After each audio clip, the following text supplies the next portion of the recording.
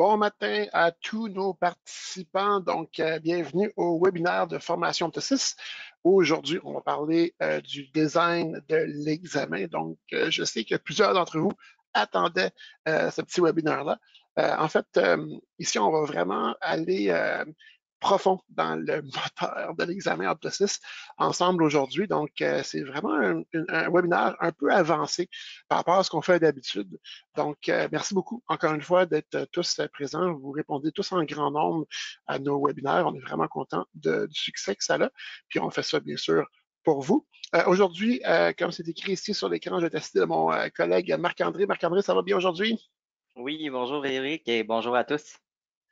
Excellent. Donc, c'est ça. Aujourd'hui, on va aller voir quelque chose de très, peut-être obscur dans Optosis, mais qui est très important. Donc, on va vraiment aller se salir les mains dans Optosis, voir justement les fonctions avancées de l'examen pour vous donner vraiment une idée de comment précis on peut être dans l'examen. Mais bien sûr, ça comprend tout ce qui est les lettres de référence et les formulaires aussi, qui deviennent de plus en plus populaires dans Optosis. Donc, ensemble, bien sûr, on va faire ce webinaire-là. Celui-ci va être enregistré sur notre fameuse chaîne YouTube. Merci beaucoup de vous inscrire en grand nombre. En passant, je pense que ça atteint beaucoup d'enregistrements. Donc, bien sûr, l'avantage de s'enregistrer, ça va être de recevoir toutes les mises à jour à chaque fois qu'un nouveau vidéo va être disponible. Et n'oubliez pas, on n'a pas seulement des webinaires là-dessus, on a aussi d'autres vidéos de formation et d'information disponibles à nos utilisateurs. Donc, ça va être disponible sous peu, ce webinaire-là, sur notre chaîne YouTube. Et vous pourrez par la suite peut-être le partager avec les autres personnes de la clinique pour ceux qui sont impliqués justement dans le design de l'examen. Vous pouvez bien sûr poser des questions. Comment ça marche, Marc-André, les questions exactement? Oui, en fait, vous avez une petite flèche avec un mot question. Vous allez pouvoir cliquer sur la flèche et nous poser une question. Puis pendant qu'Éric présente, on va pouvoir l'interrompre.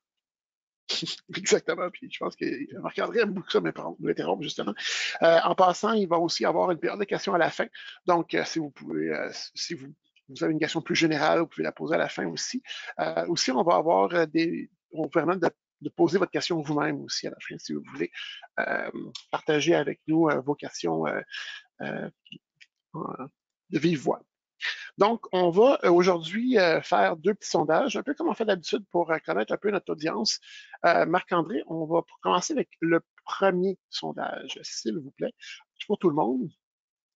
Donc, depuis combien de temps utilisez-vous le module examen? Donc, on veut savoir si vous êtes des personnes aguerries, si c'est quelque chose de nouveau pour vous, mais aussi ça va m'indiquer si ça fait longtemps qu'on l'a, parce qu'on va voir ensemble comment l'optimiser.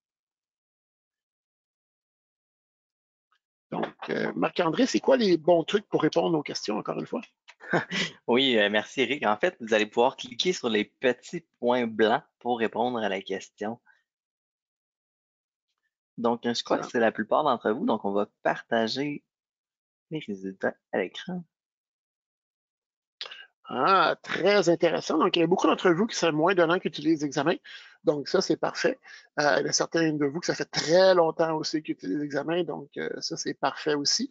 À noter que ceux que ça fait longtemps, souvent, le problème, c'est pas qu'on connaît pas l'examen, c'est qu'il n'a pas évolué depuis des années avec toutes les mises à jour qu'on a eues d'Optosis. Donc, aujourd'hui, on va aller justement voir en détail comment on peut le faire évoluer et l'optimiser pour son utilisation tous les jours. Donc, merci beaucoup. Marc-André, je pense qu'on a une deuxième question, puis on va la poser tout de suite. On va faire un deuxième sondage tout de suite pour ne pas interrompre notre super webinaire important aujourd'hui. Donc, avez-vous déjà utilisé le module design de l'examen? Donc là, ce que je veux savoir, c'est est-ce que vous vous êtes vous-même tout seul sali les mains dans votre design de l'examen? C'est sûr que si vous avez appelé au support pour faire une demande, ça ne compte pas. Donc, il faut que vous-même, vous avez déjà utilisé, modifié, peut-être publié des versions de votre examen, de vos lettres ou de vos formulaires. Donc, j'ai hâte de voir les réponses, Marc-André. On va laisser quelques secondes. Encore une fois, si jamais vous voyez que vous n'êtes pas capable de cliquer sur le point, vous pouvez réduire votre fenêtre un peu en utilisant le petit carré. Là, je sais que des fois, en mode plein écran, des fois, ça ne marche pas. Mais là, ça m'a donné plus de réponses. Donc, on va partager avec vous. Parfait. Ah, excellent. Donc, je vois qu'il y en a plusieurs qui ont déjà été dans le module de design comme tel. Donc, aujourd'hui, il y en a quelques-uns qui qui sont jamais allés. Donc aujourd'hui, on va justement voir comment optimiser notre design. Il y en a qui trouvent ça compliqué, donc je vais vous montrer des petits trucs pour pouvoir faciliter les choses et aussi montrer les logiques, donc le mécanisme en arrière d'Optosys, puis aussi le pourquoi et le comment qu'on fait certaines choses. Donc ça va être un webinaire qui va rouler aujourd'hui un peu. N'hésitez pas, encore une fois, comme dit Marc-André, poser les questions au fur et à mesure. Marc-André va pouvoir m'interrompre pour me ralentir. Des fois, je vais un peu vite. Puis sinon, ben, il va y avoir une paire de questions aussi à la fin. Donc, il y a beaucoup de choses qu'on va voir aujourd'hui. Donc, on va rentrer tout de suite dans le détail ensemble. Donc, en premier, on va voir vraiment les fonctions elles-mêmes. Donc, avant de rentrer dans qu'est-ce qu'on fait, on va aller voir pourquoi qu'on les fait. Donc, au démarrage de l'examen, optimiser ça. Les sections, c'est quoi, c'est les sections? Il y en a d'entre vous, en voyant les noms que je sais que vous ne les utilisez pas encore. Les composantes de l'examen, on va aller vite là-dessus, vous les connaissez. Import, export, copie, DRX, on va voir les groupes, comment ça marche. Les boutons d'action qui sont nouveaux, ben, qui sont pas nouveaux, mais on a ajouté des nouveaux, et la comparaison avec les lettres et les formulaires. Donc ça, c'est toutes des choses qui sont super importantes. Donc nous allons basculer maintenant dans notre meilleur ami Optosys et nous allons voir ensemble justement comment tout ça fonctionne ensemble. Donc, en premier, il faut savoir que maintenant, à partir de 2-3 versions d'Optosys, on a la possibilité, à partir du rendez-vous du patient, d'aller ajouter un examen. Donc ça, je parle ici à ceux et celles qui font des prétests. Donc, plus besoin d'aller dans le dossier patient, dans le poste de prétest, comme vous allez rester dans votre agenda le plus possible. Comme ça, vous allez voir les patients au fur et à mesure, vous n'avez pas besoin de les chercher. Donc, vous allez voir tous les patients qui ont un rendez-vous aujourd'hui et vous allez pouvoir ajouter les examens. Pour les optométristes, maintenant, à partir de l'agenda, il faut noter que vous avez la même possibilité, mais cette fois-ci pour ouvrir un examen qui est existant. Donc, si la personne au prétos a vraiment en fait enregistré et fermé, ce qu'ils devraient faire tout le temps quand ils ont fini leur prétest, ben, vous allez pouvoir justement ouvrir l'examen du jour. Donc, à partir d'ici. Donc, encore une fois, pas besoin d'aller dans le dossier du patient. Vous allez pouvoir partir votre examen directement à partir d'ici. Là, pour définir ce webinaire-là, je vais partir un nouvel examen à partir de l'agenda. Donc, le gros avantage ici, c'est que je n'ai pas eu besoin d'aller dans le dossier du patient, de cliquer sur l'onglet examen. J'ai tout bypassé ces clics-là. Donc, je vais pouvoir créer mon examen à partir d'ici. On va voir tout à l'heure par les valeurs par défaut comment on décide qu'on veut avoir les valeurs par défaut ou par les valeurs de l'examen précédent ou le type de modèle. Là. Ça, c'est quelque chose qu'on va voir bientôt. C'est sûr qu'ici, on vous donne quand même cette fenêtre-là avant de partir de l'examen. Pourquoi? Parce qu'on vous donne la chance de changer le type d'examen par défaut. Donc, si je fais une vino ou une urgence, ben, je vais pouvoir une dentée cornéenne, je vais pouvoir le changer. Et bien sûr, pour n'importe quelle raison, je peux commencer avec un examen vide ou changer ma valeur par défaut pour commencer avec un examen avec des valeurs de l'examen précédent. Et bien sûr, mettre des notes. Donc, j'ai encore cet écran-là de démarrage d'examen pour pouvoir changer mes valeurs qui sont là par défaut. Mais comme vous voyez, si j'utilise, si je fais un examen pour un patient ordinaire, ben, j'ai tout ce que j'ai besoin pour cliquer seulement sur commencer. Donc, bien sûr, ici, le premier examen de jour est plus long à ouvrir que les prochains. Notez aussi que les sections, donc si vous avez des examens en section, donc pour ceux qui ne savent pas, donc en section, ça veut dire que tous mes examens ici, toutes mes pages sont en fait des templates en eux-mêmes. Donc, ça permet d'avoir un peu plus de performance au niveau du temps d'ouverture de l'examen dans la salle de prétest ou dans la salle d'examen, parce qu'habituellement, on a moins de sections d'ouverture qu'un examen qu'on appelle en briques. Donc, on a déjà tout dedans et qu'on ne peut pas modifier. Donc ici, on va voir qu'on a bien sûr des sections. Donc on les voit ici sur le côté. Donc si vous ne voyez pas justement toutes vos sections dans les sections d'examen, c'est parce que vous avez un examen qui est en brique justement. On va pouvoir aussi, l'avantage des sections, on va pouvoir rajouter des sections au besoin. On va pouvoir dupliquer des sections au besoin. Donc on peut modifier notre modèle selon le patient, selon le besoin du patient. Donc, vous pouvez imaginer tout de suite qu'on va pouvoir avoir un examen par défaut qui va avoir peut-être moins de sections qu'un examen complet, parce qu'on n'a pas besoin peut-être pour tous nos patients d'avoir un test de vision de couleur, de la grille d'Amsler, etc.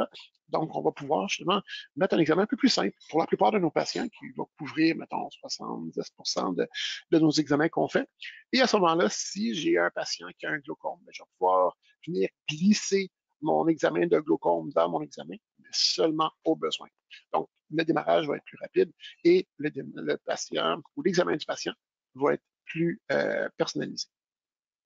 Donc, allons voir justement les composantes, parce qu'on va les voir dans le design. Il faut comprendre qu'est-ce qu'ils font. Donc, premièrement, on a les informations du patient, donc des étiquettes de données qui vont nous permettre d'importer les informations du patient. À noter, pour ceux qui ne le savaient pas, qu'ici, non seulement on importe les informations du patient lors de l'ouverture de l'examen, mais si on modifie le dossier du patient pendant qu'on fait l'examen, on peut venir cliquer avec le bouton de droite et venir rafraîchir la valeur. Donc, ça va aller rechercher la valeur du dossier patient ou de la valeur système, peu importe le type de données qu'on a importé au départ. Donc, pour ceux qui ont l'heure pour la fameuse tonométrie, vous pouvez la mettre à jour aussi souvent que vous voulez. Et puis, quand vous la mettez à jour, par exemple, ça met à jour à l'heure de là, quand vous la cliquez dessus. Mais ça ne vous empêche pas, en fait, de partir un examen, même si le dossier patient n'est pas complété, parce qu'on peut venir rafraîchir les valeurs par la suite quand l'examen est sur sa fin. Donc, oui, on peut rajouter des sections. On a des valeurs de menu déroulant. À noter ici que si je veux, je peux mettre ce menu déroulant complètement texte libre, donc free text en bon français. Donc, je vais pouvoir venir mettre ce que je veux, même si ce que je veux n'est pas dans la liste de valeurs ici. Pour les crochets, ben là, si on peut, c'est vraiment simple, c'est oui ou non. On va pouvoir venir ici les mettre par défaut, si on veut que ce soit coché par défaut. Pour les listes de sélection ici, donc c'est sûr, ici, on ne peut pas écrire ce qu'on veut, donc on est vraiment pris avec la liste qu'on a actuellement. Ça n'a pas changé. Ensuite, on a d'autres valeurs que je voulais vous montrer, peut-être plus dans la réfraction. Donc, on va venir dans la réfraction ici. À noter qu'en passant, pour ceux qui font des canevas de peinture ou des ink canvas, encore une fois, on va pouvoir sélectionner la couleur qu'on veut de départ. Donc, si vous ne voulez pas avoir du rouge, on va voir dans le designer qu'on peut partir avec d'autres couleurs ou d'autres types de formes que juste le dessin personnel ici. Donc, oui, donc ici, dans la lunette précédente, réfraction, peu importe laquelle, en fait, ce que je voulais vous montrer, c'est qu'on a bien sûr des définitions de champs. Donc, chacun des champs va avoir des propriétés différentes. Donc, par exemple, pour la lunette précédente, si je mets 2 dans la sphère, en fait, j'ai le choix de soit que ça fasse 0.02 ou, comme je crois que j'ai dans ma règle finale, ça peut faire aussi, peut-être pas ici, mais peut-être ici, un instant. Non, j'ai la même chose. Bon, je l'ai ici dans mes rhinoscopies. Donc, j'ai le choix que si je mets 2 et le bouton Tab pour aller au champ précédent, on va voir qu'on a le choix de juste que ça fasse 2.00 ou que ça fasse 0.02. Le but ici, c'est que si ma prescription est à 0.25 ou 0.75 ou 0.50, je n'ai pas besoin de mettre le point en avant. Donc, si je fais juste 25, puis je fais Tab, il va mettre plus 0.25 automatiquement. Tandis qu'ici, si j'ai cette notion-là, on va voir comment la changer, ben, ça va faire 25.00, ce qui n'est pas exactement ce qu'on recherche.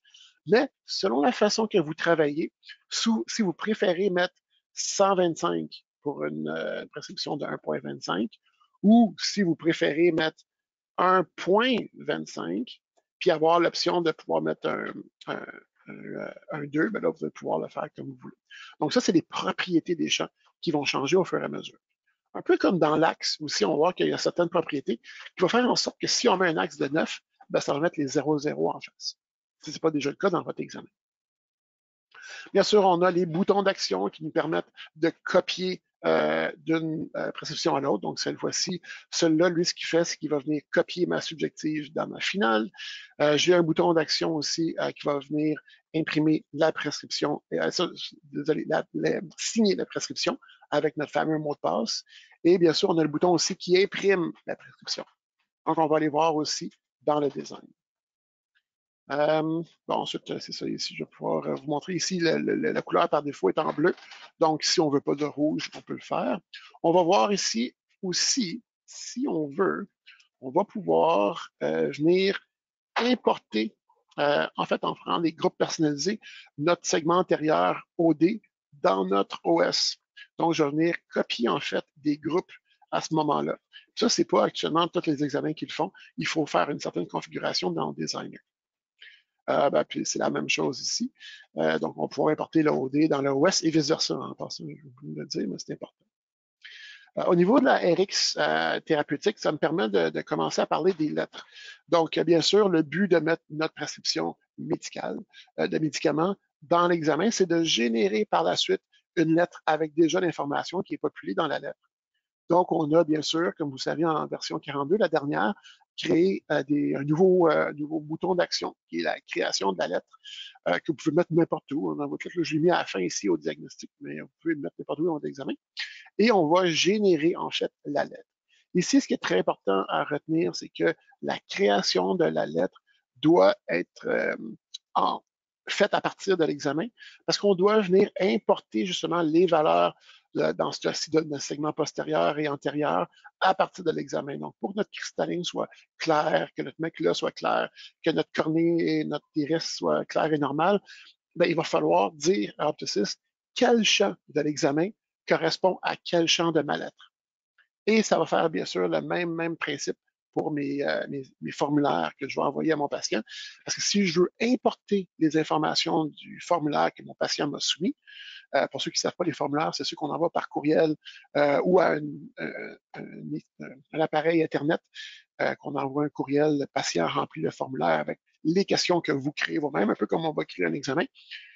Puis après ça, ben là, ça peut, si vous voulez, c'est optionnel, peut venir populer votre examen. C'est sûr qu'il y a beaucoup d'optométristes qui me disent que les patients ne sont pas très bons à remplir leur propre information, donc on traduit beaucoup l'information.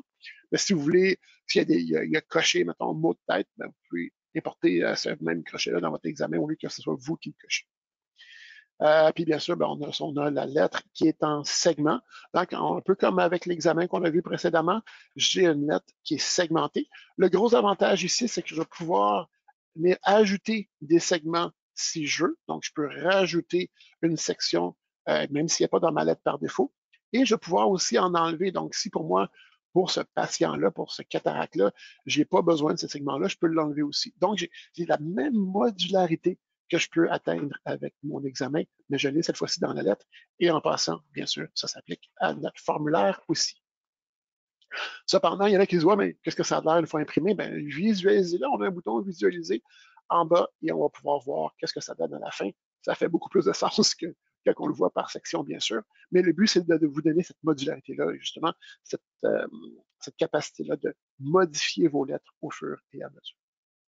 Donc ça, c'était justement pour vous montrer les différentes fonctionnalités de l'examen, comment ça marche, et puis pourquoi qu'on va aller faire le design ensemble.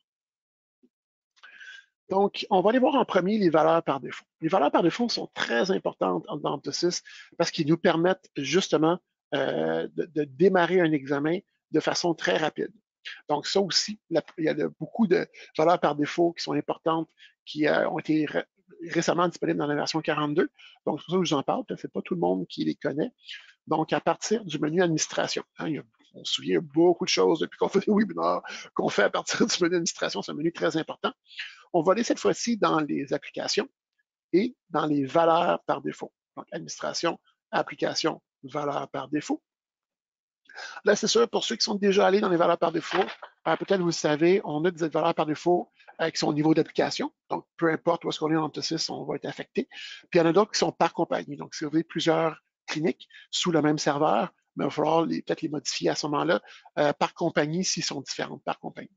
Mais je vais rester cette fois-ci dans une application. Donc, si j'ai une seule clinique, je vais pouvoir aller dans l'onglet Examen, un peu plus en haut à droite. Et c'est là que je vais pouvoir définir les valeurs par défaut. Donc, premièrement, quand je suis en mode comparaison, je vais pouvoir indiquer est-ce que je vais avoir l'examen un par-dessus l'autre, un à côté de l'autre. Ça, je pense que la plupart d'entre vous, vous l'avez déjà configuré au niveau de l'examen, des lettres, des formulaires. Et aussi le fameux défilement synchronisé. Donc, quand on est en mode comparaison, ben, ça va faire défiler les deux examens côte à côte. En passant, petit truc, si jamais vous ne voulez pas défiler, mais que votre valeur par défaut est là, mais pour ce patient-là, je vais aller chercher d'autres informations un peu plus bas de mon examen précédent.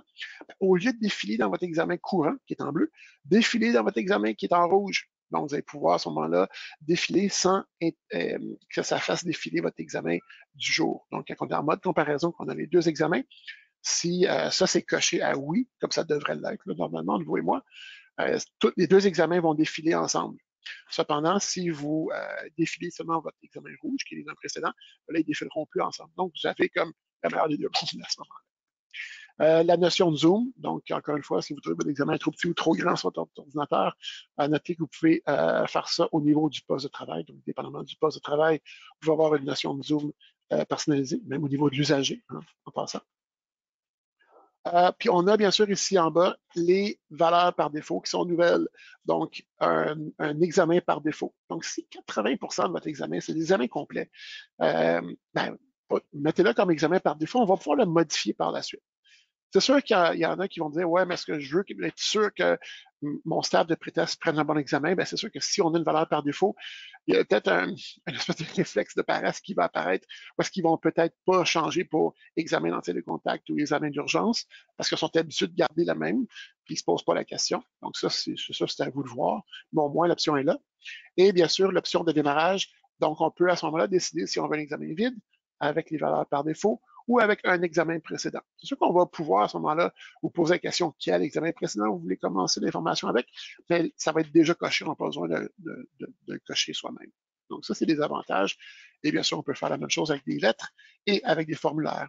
C'est moins intéressant pour les lettres, les formulaires, étant donné qu'on les part souvent maintenant à partir du bouton d'examen. Puis les formulaires, bon, on les envoie aux patients, fait que ça, c'est moins important. Mais au niveau de l'examen, ça devient très pratique. Donc, c'est avec cette configuration-là que j'ai faite dans mes valeurs par défaut qui me permet, à partir de mon agenda, de créer des examens très rapidement. Est-ce qu'il y a des questions à date, Marc-André, sur l'utilisation de l'examen ou sur les valeurs par défaut? Merci, Eric. Pour l'instant, on n'a pas de questions que j'ai pas déjà répondu. Donc, gênez-vous pas si vous en avez. Vous pouvez utiliser la fonction de question là, pour nous poser une question n'importe quand. Merci beaucoup, Marc-André, de nous remémorer la fonction des questions qui sont très importantes. On veut rendre ces webinaires-là un peu interactifs. Donc, si vous avez des questions, n'hésitez pas. Donc, ça, c'est des valeurs par défaut, donc qui sont importantes pour pouvoir utiliser au plus possible notre examen. Puis pour ceux qui se posent des questions, ben, la sécurité ici, ça a toujours été là en passant. On permet de verrouiller des examens après un certain nombre de jours. Et comme vous savez, un examen qui est verrouillé est déverrouillable par l'optométriste qui a fait l'examen. Encore une fois, c'est très important. C'est pas n'importe qui peut déverrouiller et modifier un examen. Cependant, après un certain nombre de jours, et ça, c'est le collège d'optométrie qui le demande, on doit barrer l'examen pour tout le monde, même l'optométriste qui a fait l'examen. Donc, 30 jours, c'est un peu restrictif. Habituellement, c'est plus autour de 60 et 90 que j'ai vu à travers les bases de données, mais on a quand même cette option-là. Donc, on peut le verrouiller très rapidement, mais même verrouiller, en tant qu'optométriste, je peux aller mettre des notes supplémentaires par la suite. Au moins, le but, c'est que je m'assure que personne d'autre peut modifier l'examen après un certain nombre de jours. Donc, ça, c'est pour les valeurs par défaut. J'espère que vous avez appris quelque chose là. Je sais que il y a beaucoup de choses de nouveau là-dedans. C'est pour ça que je le présente aujourd'hui. Et là, on va aller dans le design. Donc là, on va aller avoir du fun ensemble. J'aime ça, en fait, aller faire des designs d'examen parce que je sais que c'est complexe, mais la puissance que ça nous donne au niveau de la personnalisation de notre examen, c'est vraiment, vraiment presque infini. Donc, ça nous permet d'avoir vraiment un document qui est notre template d'examen, de lettres ou de formulaire, qui est vraiment notre template idéal, celui qu'on a recherché dans notre tête pour toujours. Mais il faut connaître justement les petits détails pour vraiment aller chercher toutes ces petites optimisations-là qu'on peut faire dans l'examen. Donc, on va aller voir les sections. Bien sûr, les modèles maîtres, parce que les modèles maîtres, c'est une collection de sections. Le design comme tel, donc les outils qu'on a en haut, les alignements, les composantes qu'on peut utiliser. Puis après ça, ben, comment marche justement la communication entre l'examen, les lettres et les formulaires. Puis après ça, on va voir à quoi ça sert les publications, puis comment ça marche, parce qu'on a beaucoup de questions là-dessus aussi. Donc, avant qu'on rentre dans le design, juste pour être sûr, Marc-André, il n'y a pas de questions encore dans le forum? Merci, Eric. Non, pas pour l'instant. OK, parfait. Fait que tenez votre chapeau, attachez-le avec la broche, on y va. Donc, juste fermer l'examen dans lequel j'étais tout à l'heure dans ma lettre, j'en ai plus besoin. Donc, pour aller modifier mon examen, pour ceux qui ne savaient pas, c'est dans administration, encore une fois, je vous dis que c'est important. On va aller cette fois-ci dans examen. Et là, on va pouvoir faire beaucoup de choses ici. Donc, dans le menu d'administration, je vais pouvoir modifier mes modèles d'examen, modifier mes modèles de lettres, modifier mes formulaires, modifier mes modèles maîtres. Donc, on va voir c'est quoi un modèle maître. En fait, on va voir qu'on peut donner des noms à des collections de modèles. Ensuite, on a une base de connaissances. Qu'est-ce que la base de connaissances? En fait, ça nous permet d'avoir des phrases prédéterminées qu'on peut coller dans n'importe quel champ texte ou de champ mémo dans l'examen. Donc, on va pouvoir utiliser les fonctions contrôle et barre d'espacement, donc la grande touche allongée qu'on a en bas du clavier. Donc, contrôle, barre d'espacement, va nous permettre de faire afficher justement cette base de connaissances-là. Donc, si j'y vais, je vais vous montrer vite, vite. Donc, si je veux dire qu'un cataracte consiste à une opacification de la lentille, puis je veux dire que j'ai éduqué le patient là-dessus, ben, au lieu de marquer cette note-là à chaque fois que j'ai un patient qui a des cataractes, ben, je peux faire contrôle barre d'espacement dans ma boîte de texte ou de mémo et je vais pouvoir le coller, pardon, automatiquement. Donc ça, c'est la base de connaissances, un outil un peu sous-utilisé. On a aussi les fameuses listes personnalisées. Donc, on va voir tout à l'heure dans notre examen qu'on veut créer des menus déroulants. Donc, bien sûr, pour pouvoir définir quelles listes qui vont être disponibles pour mes menus déroulants, je dois venir ici. Donc, si vous savez que vous allez créer une nouvelle liste, une liste de médicaments, une liste d'allergies, une liste des différentes chirurgies qui sont possibles d'avoir dans l'historique du patient, etc., etc. Je vous conseille fortement d'avant d'aller modifier votre examen, créez votre liste. Donc, venez dans liste personnalisée, créez votre liste, appelez-la chirurgie OU, par exemple, parce que ça s'attend aux deux yeux, parce que je veux l'ajouter. Vous allez pouvoir spécifier cette liste-là, c'est disponible dans vos examens, dans vos lettres et vos formulaires, ou pas, en cochant ce crochet-là ici. Et vous allez pouvoir ensuite mettre des données dans cette liste-là. Donc, assurez-vous qu'elle est sélectionnée. Allez dans l'onglet Données juste en haut. Et quand vous allez créer une nouvelle avec le bouton Nouveau dans le 6, vous allez pouvoir mettre, j'imagine que cataracte, c'est comme une chirurgie, là, je ne connais pas le nom scientifique de la chirurgie des cataractes. Et vous allez pouvoir l'ajouter là, vous pouvez rajouter comme vous voulez. À noter que dans l'examen, n'oubliez pas, vous avez toujours le petit plus à côté de chacun des champs déroulants. Donc, vous pouvez rajouter dans cette liste-là au fur et à mesure en plus. Mais c'est toujours bon de commencer avec une base, au moins, dans cette liste-là. Il faut au moins que la liste existe, hein, en passant, même s'il n'y a pas de données dedans. Et on peut aussi attitrer des priorités. Pourquoi? Parce que si j'aurais, je sais pas, 18 options, mais en fait, les 18 options, par défaut, s'ils sont toutes à la même priorité, ils vont être en ordre alphabétique. Mais peut-être que votre chirurgie cataracte, c'est celle-là que vous utilisez 70% du temps dans ce champ-là. Donc, vous voulez qu'elle soit en haut, ben, donnez-y justement une priorité en conséquence. Donc, la priorité 1 va nous assurer que peu importe l'ordre alphabétique, l'option cataracte dans ma liste de chirurgie des deux yeux va toujours apparaître en haut de ma liste, donc plus rapide à sélectionner.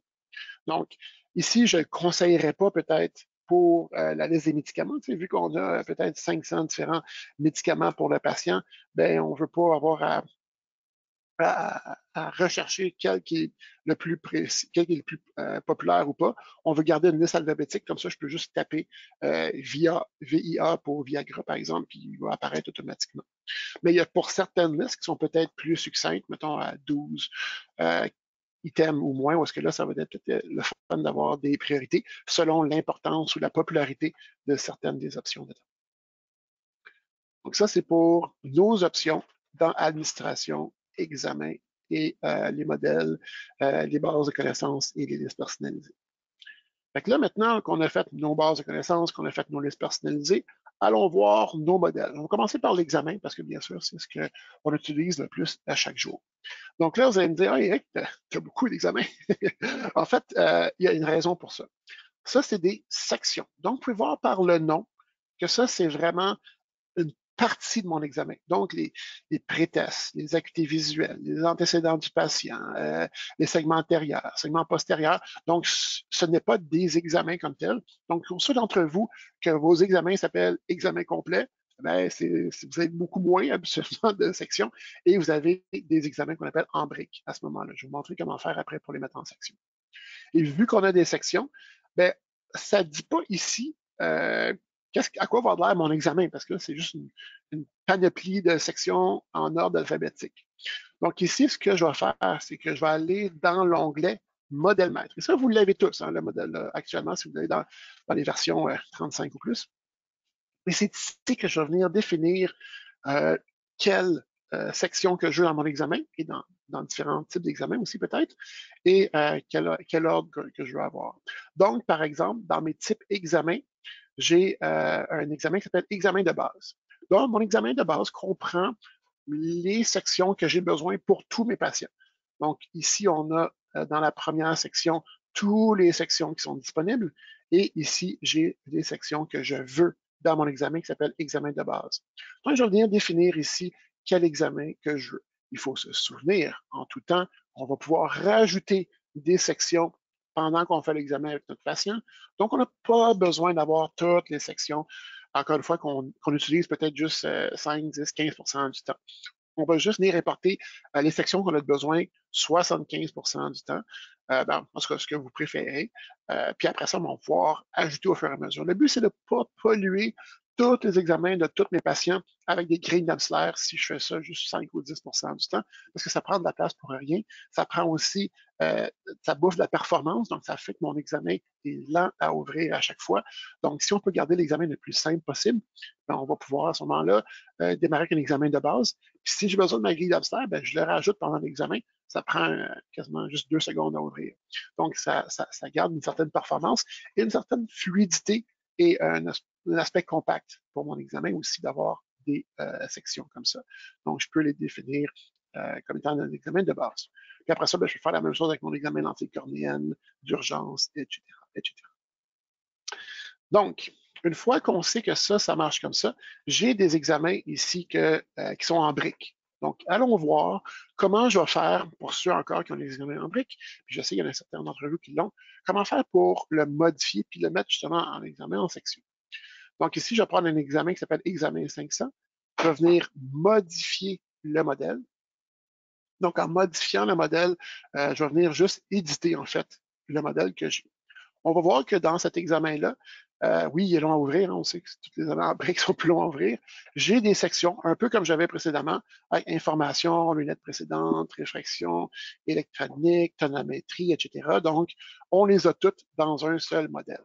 Donc, ça nous bouffe un peu de temps et d'énergie. Donc, on va venir les créer en sections.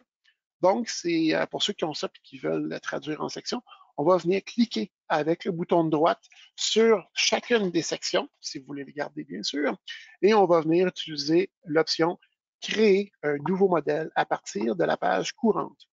Donc, ça va vraiment créer un modèle qui va s'appeler, dans ce cas-ci, peut-être information. Donc, je vais l'appeler information 500. Oups. Et puis, ça va créer en fait un modèle dans ma page. Donc, si je clique sur OK, ah oui, attends, je vais l'écrire ici aussi, désolé. Je vais l'effacer sans faire exprès. Donc, je vais venir cliquer ici OK. Il va me dire, ah, le nouveau modèle a été créé. Donc, allons voir si c'est vrai. Donc, je vais fermer ça, juste pour des fins d'information. Et je vais aller dans Identification. Identification.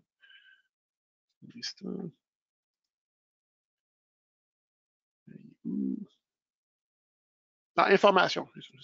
Donc, information 500. Donc, j'ai créé un modèle qui s'appelle information 500. Puis, si je vais dans mon modèle, ben, je vais voir que j'ai juste ça.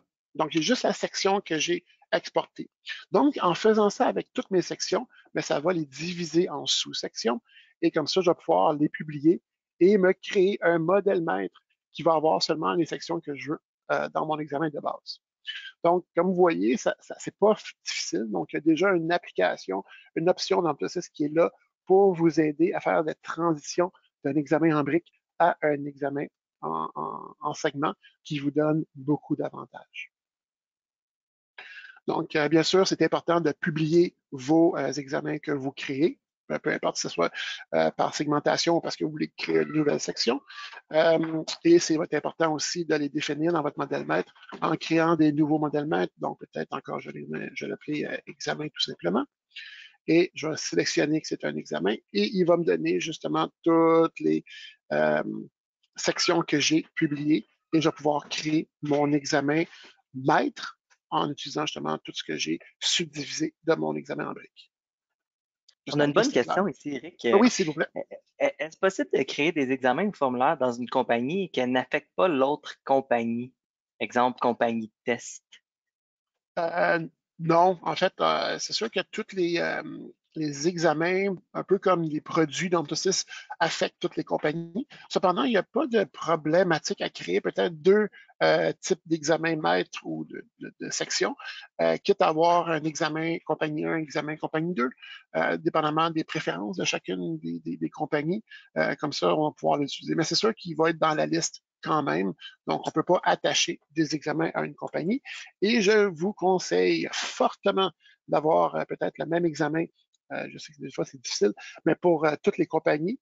Pourquoi? Parce qu'après ça, si le patient change d'une compagnie à l'autre, donc visite une clinique ou l'autre, ben, ça va être beaucoup plus facile de comparer les examens s'ils sont au moins semblables par rapport d'une année à une autre. Donc, je sais que des fois, c'est beaucoup de négociations avec les optométristes de faire des examens, mais je vous promets que ça vaut la peine. Oui, Est-ce qu'il y a exact. d'autres bonnes questions Euh, là-dessus, Marc-André? non, pas pour l'instant, mais si je peux ajouter à ça, si vous voulez aussi dans les modèles d'examen, créer un nouveau modèle que vous pouvez appeler test. Et si c'est juste pour pratiquer, là, vous allez pouvoir le glisser dans votre examen. Là, si puis vous avez répondu en plus que c'est pour justement à pratiquer, à faire un examen. Là.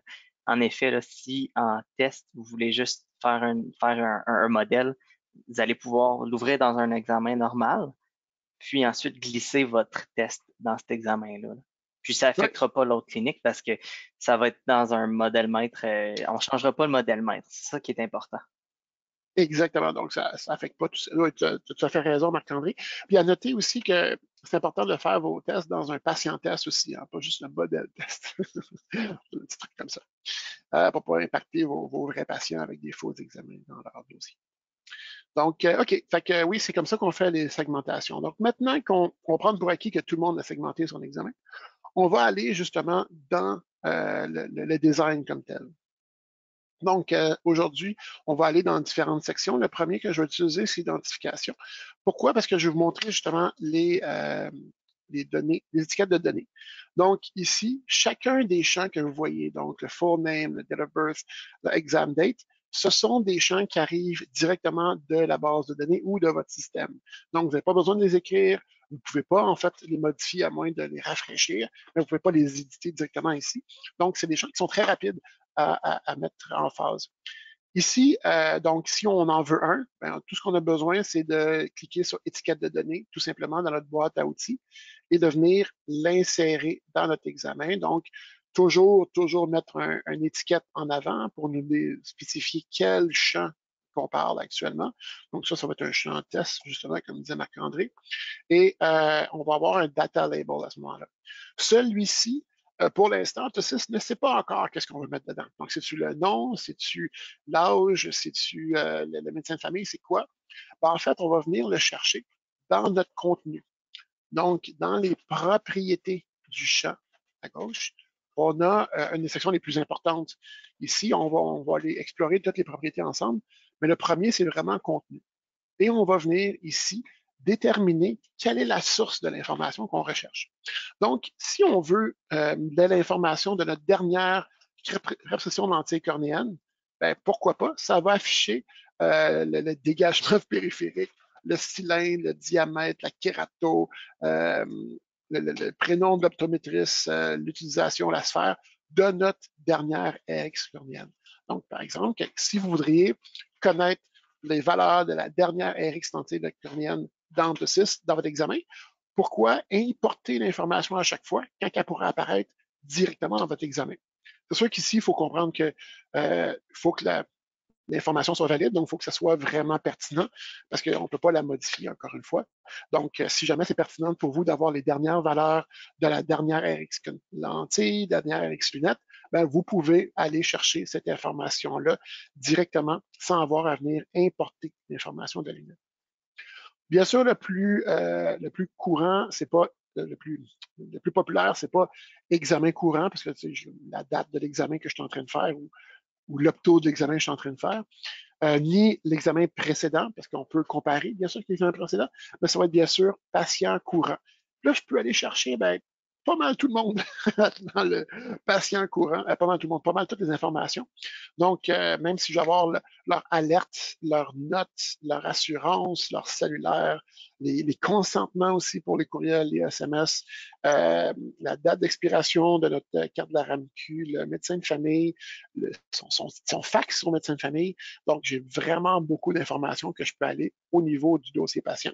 Bien sûr, si on parle du fax de médecin de famille, il faut premièrement que le patient ait un médecin de famille dans son dossier pour que ça marche et que celui-ci ait un numéro de fax dans son dossier, encore une fois, pour que ça marche. Mais l'important, c'est qu'on ait cette possibilité-là. On peut aussi chercher l'information de son prochain rappel. N'oubliez pas, les rappels sont générés à l'arrivée du patient. Donc, je peux aller tout de suite voir si la date de rappel est conforme à ce que je veux avec le patient. Sinon, ben, je peux envoyer une tâche à quelqu'un de demander peut-être de faire un rappel plus tôt ou plus tard, dépendamment du besoin.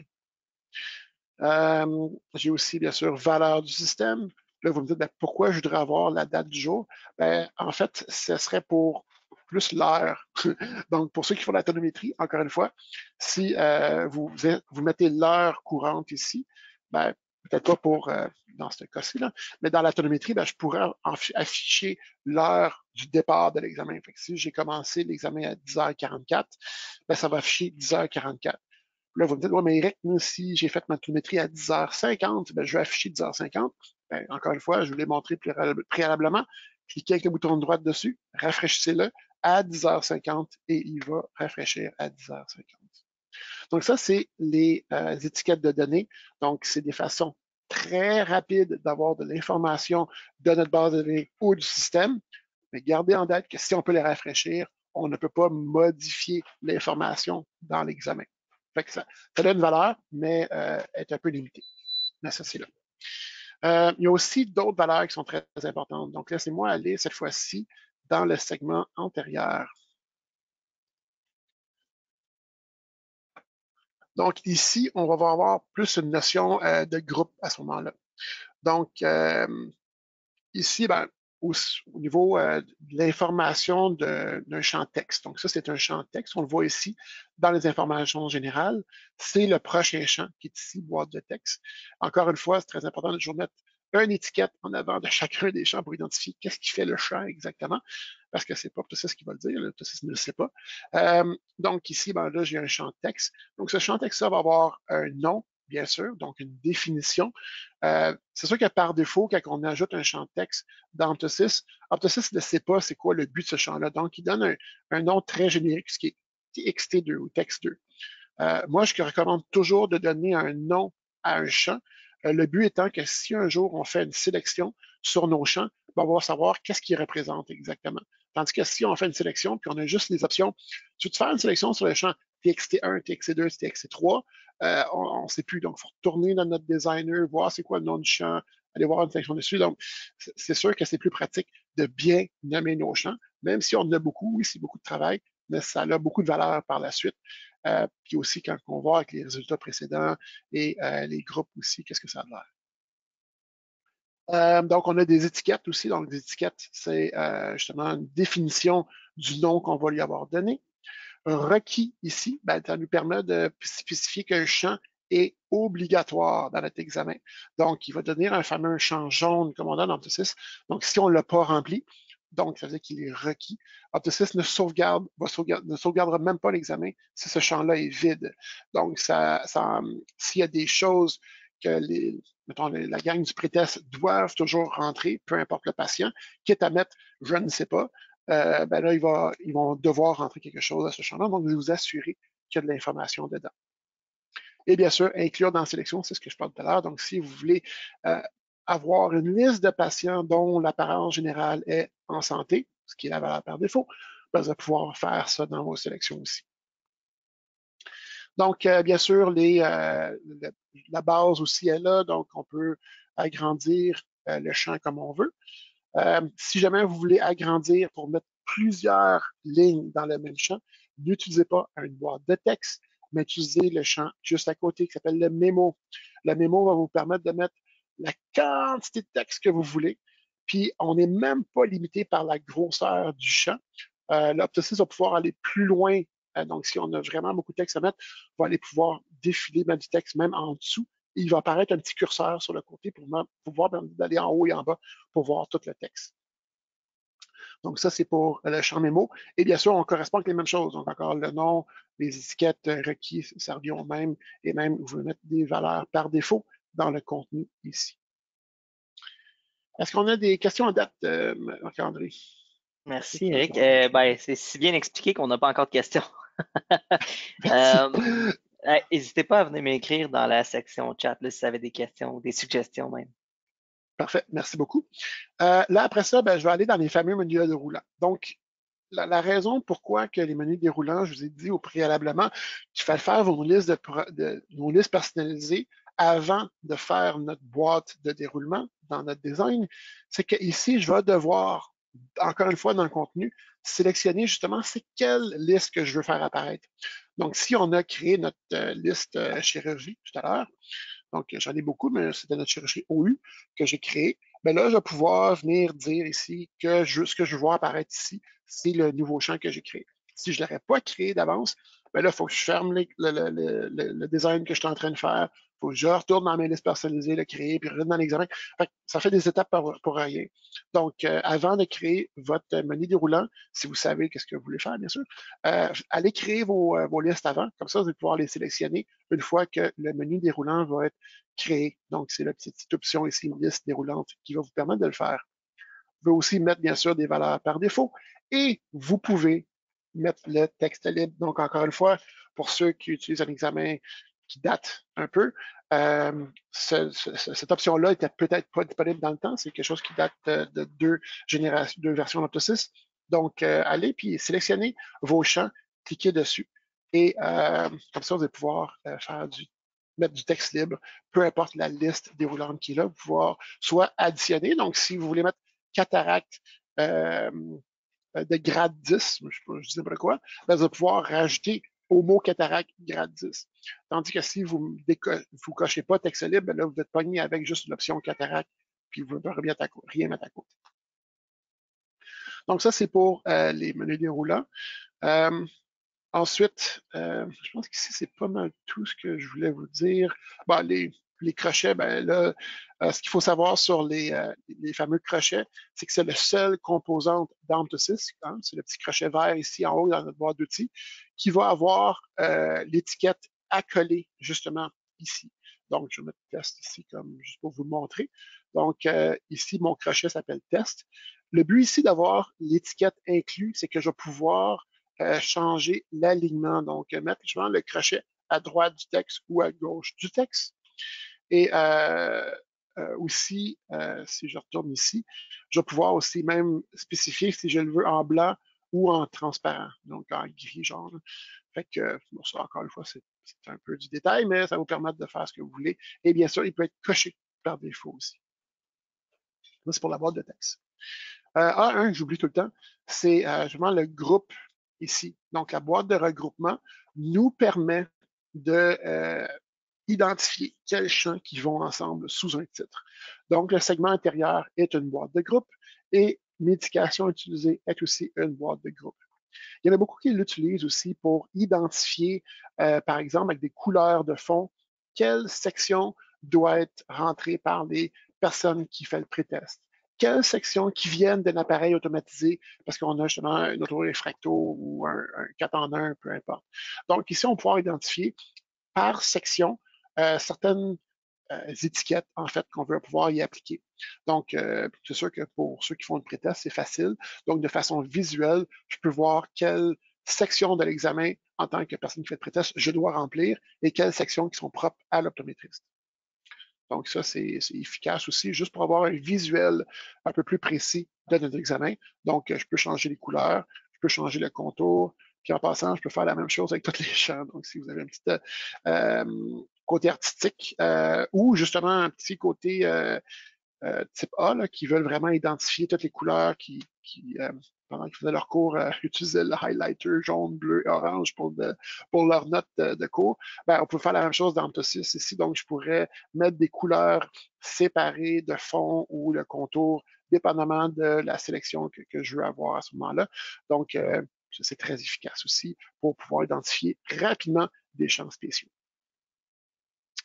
Donc, ça, c'est pour les boîtes de texte et pour les menus déroulants. Bien sûr, c'est la même chose pour les mémos, hein. S'il y a des mémos que vous trouvez très importants, même si vous ne voulez pas les mettre requis, hein, parce que requis, c'est un peu limitatif, donc on doit le rentrer absolument si on ne peut pas sauvegarder, bien, vous pouvez quand même identifier que certains champs sont plus importants que d'autres en mettant des textes en rouge ou des fonds d'une certaine couleur pour vraiment attirer l'attention dessus pour pas qu'on l'oublie On nécessairement. a un petit commentaire, Eric. Je n'ai pas vu comment on créait ce bloc. Euh, Ah, ben, c'est une très bonne on- question. En fait, tous les éléments qu'on crée dans TOSIS viennent de notre boîte à outils. Donc, si je vais un peu rough, là, je vais supprimer ma boîte de regroupement ici dans l'éducation et je vais en créer une nouvelle. Donc, il y a deux façons de créer des composantes dans notre examen. On peut venir ici justement dans notre boîte de regroupement. Donc, on utilise notre fameuse boîte à outils. Ça paraît beaucoup, mais il n'y en a pas tant que ça quand on regarde juste la définition qui apparaît en dessous. Et là, je peux soit le drag and drop, le glisser, excusez-moi, dans mon examen où je le veux et refaire justement la grandeur comme je la veux. Puis là, ben, je peux changer mon titre ici pour remettre médication. Ou sinon, ce que je peux faire aussi, c'est avec le bouton de droite, venir insérer une composante.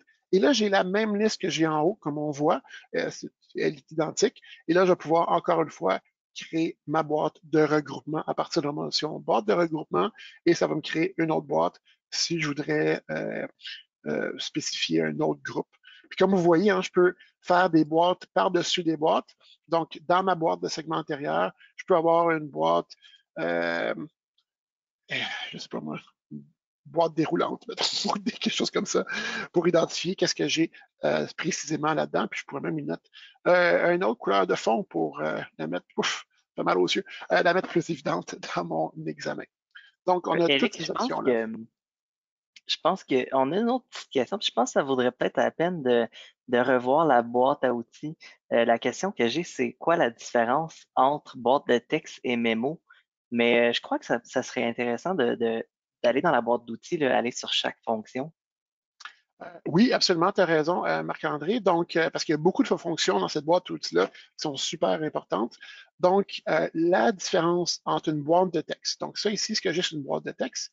Et si j'importe le mémo, ici, j'ai deux champs qui se ressemblent beaucoup. Donc, les deux nous permettent de mettre ce qu'on veut dedans. Donc, n'importe quel texte, des lettres, des chiffres, on n'est pas limité.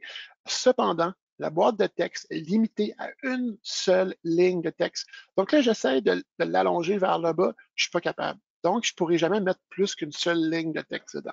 Donc, ça peut être pratique pour des petits champs rapides comme apparence générale, qui est une boîte de texte.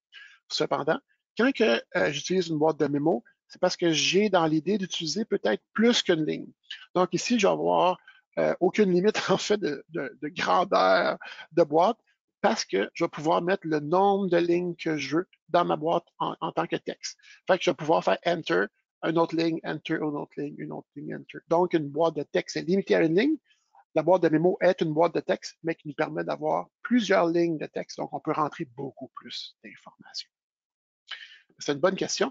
Puis tu as raison, Marc-André, même si on ne peut pas toutes les voir dans une seule section, on va aller voir justement quels sont les différents outils. Donc, on a bien sûr l'étiquette, on en a parlé. Donc, une étiquette, ça nous permet d'identifier des champs. Donc, ça permet juste de mettre un mot quelque part dans mon examen. Bien sûr, ce mot-là va devoir être éventuellement mis à côté de quelque chose. Donc, ça nous permet d'identifier le champ qui est à côté, tout simplement. Donc, l'étiquette ne me permet pas de modifier, donc elle sera toujours là dans tous mes examens. Ensuite, on avait vu ensemble les étiquettes de données qui nous permettent de mettre des informations qui sont dynamiques, donc dépendamment du patient, dépendamment de l'heure, dépendamment de l'examen ou de la lentille cornéenne précédente, je vais pouvoir mettre l'information qui va s'apparaître, qui va s'afficher automatiquement quand je vais démarrer mon examen. Donc, on a revu la boîte de texte, on a vu la boîte de mémo. On a aussi les boîtes de nombres entiers et de décimales. Mais ça vaut la peine, par exemple, que je vous le montre, parce que ça, c'est très important. On s'était dit qu'on voulait mettre la main dans le moteur, fait qu'on va le faire pour de vrai. Donc, on va aller dans les réfractions où est-ce qu'on a justement la plus grande utilité justement de ces champs-là. Donc, ici, donc, boîte de nombres entiers, je vais en rajouter un. Je vais enlever ma boîte de mémo ici, juste pour tout de suite. Je vais rajouter ma boîte de nombres entiers et je vais rajouter ma boîte de décimales. Donc, les deux ici, boîte de nombres entiers, boîte de décimales, a comme spécification qu'ils peuvent seulement avoir des chiffres. On ne peut pas mettre de lettres dans ces champs-là. Donc, c'est seulement des valeurs numériques, comme on dit, et ils vont être utilisés pour différents escients. Donc, en mathématiques, un nombre entier, c'est un nombre qui n'a pas de décimale. Donc, 1, 2, 3, 4, 5. Donc, un des applications, de pourquoi qu'on voudrait limiter un champ, au lieu de mettre un champ texte, pourquoi qu'on voudrait juste mettre un nombre entier? Ben, un des applications, c'est l'axe. Donc, justement, nos axes devront être des boîtes de nombres entiers parce qu'un axe n'a jamais de décimale. Donc, ici, je vais pouvoir définir mes champs en conséquence. Donc, ça va empêcher les erreurs. Aussi, pour justement mon boîte de décimales, mais cette fois-ci, c'est le même principe, mais avec des décimales. Et ici, c'est très important, une boîte de décimales doit avoir au moins une décimale. Donc, on ne pourra pas mettre 11 dans une boîte de décimales, ça va toujours apparaître 11.0 au pire aller. Donc, c'est pour ça qu'on fait la différence. Et bien sûr, en optométrie, on utilise beaucoup de décimales, les fameux dioptries. Donc, sphère, cylindre, addition, prisme, ça va être des champs avec décimales. Pour chacun de ces champs-là, que ce soit le champ nombre entier ou décimal, ben, je vais pouvoir avoir des contenus spécifiques qu'on a pour chacun. On a aussi, bien sûr, la boîte déroulante. Donc, je pense qu'on en avait un pour l'utilisation ici. Donc, ici, je vais pouvoir, en fait, encore une fois, indiquer quel menu que je vais avoir dans mon champ déroulant. À noter que je peux seulement mettre une seule option. Donc, dans ma RX finale, ben, ma RX utilisation sera soit lecture, soit ordinateur ou un autre, mais pas les deux. Et c'est pour ça que, parce que certaines personnes me disent, ouais, mais des fois, j'aimerais ça mettre plus qu'un choix, comme quand un patient, on définit les médicaments du patient, ben là, je vais pouvoir mettre et créer, à ce moment-là, une liste de sélection. Donc ici, je vais avoir le même principe, donc il faut créer notre liste d'avance, comme on a avec le menu déroulant, mais je vais pouvoir sélectionner plus qu'un seul médicament à la fois. Donc, dans le cas des médicaments, comme on voit dans le contenu, on a une liste qui est quand même assez exhaustive. C'est quand même assez long comme liste. Donc, c'est pour ça que on veut pouvoir en sélectionner plusieurs et non pas avoir un champ déroulant pour chacun. Comme ça, on peut en mettre seulement qu'un si on veut, ou on peut en avoir 25 aussi si on veut. Donc ici, on va le voir dans l'examen un peu par la suite, on peut en sélectionner plusieurs dans notre examen, dans notre champ. Donc ça, c'est pas une liste déroulante. On a aussi, pour ceux qui ne savaient pas, qui est surtout pratique pour les lentilles cornéennes, c'est la sélection de produits.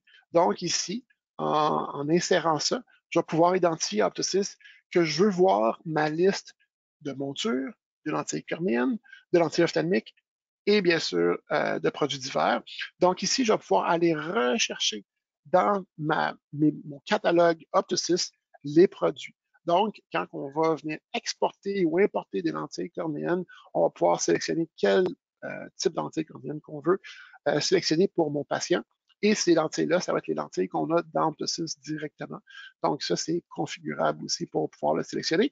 Puis, si vous êtes un de ces optométristes-là qui font les choix de lentilles de monture avec vos patients vous-même, ben, pourquoi pas les mettre directement dans votre examen? Comme ça, vous n'avez pas besoin de vous allez pouvoir l'exporter, donc votre percussion finale, avec les produits que vous avez déjà spécifiés avec votre patient. Ça peut être utilisé aussi en passant pour juste faire des recommandations au staff. Donc, si le patient aimerait beaucoup avoir des Aizen avec telle chose, puis il vous en parle déjà dans la salle d'examen, ben, vous pourriez aussi le sélectionner et le mettre dans votre examen comme quelque chose qui s'exporterait avec votre prescription. C'est sûr qu'après ça, vous pouvez donner comme indication au staff de le modifier au besoin, mais au moins, ils vont avoir déjà un type de lentille de base à utiliser. Même une monture. Donc, ici, je vais sélectionner quel type de contenu que je veux afficher. Donc, habituellement, c'est des lentilles cornéennes. Et après ça, on va voir par la suite qu'est-ce qu'on va mettre là-dedans pour pouvoir faire l'exportation, mais ça, on n'en parle pas tout de suite.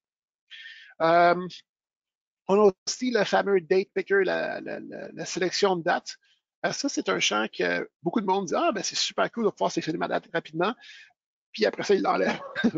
Parce que, en fait, ça nous permet d'avoir, en cliquant sur le fameux 15 ici, euh, une, un calendrier. Donc, on peut choisir les dates, un peu comme dans le calendrier qu'on a dans l'agenda.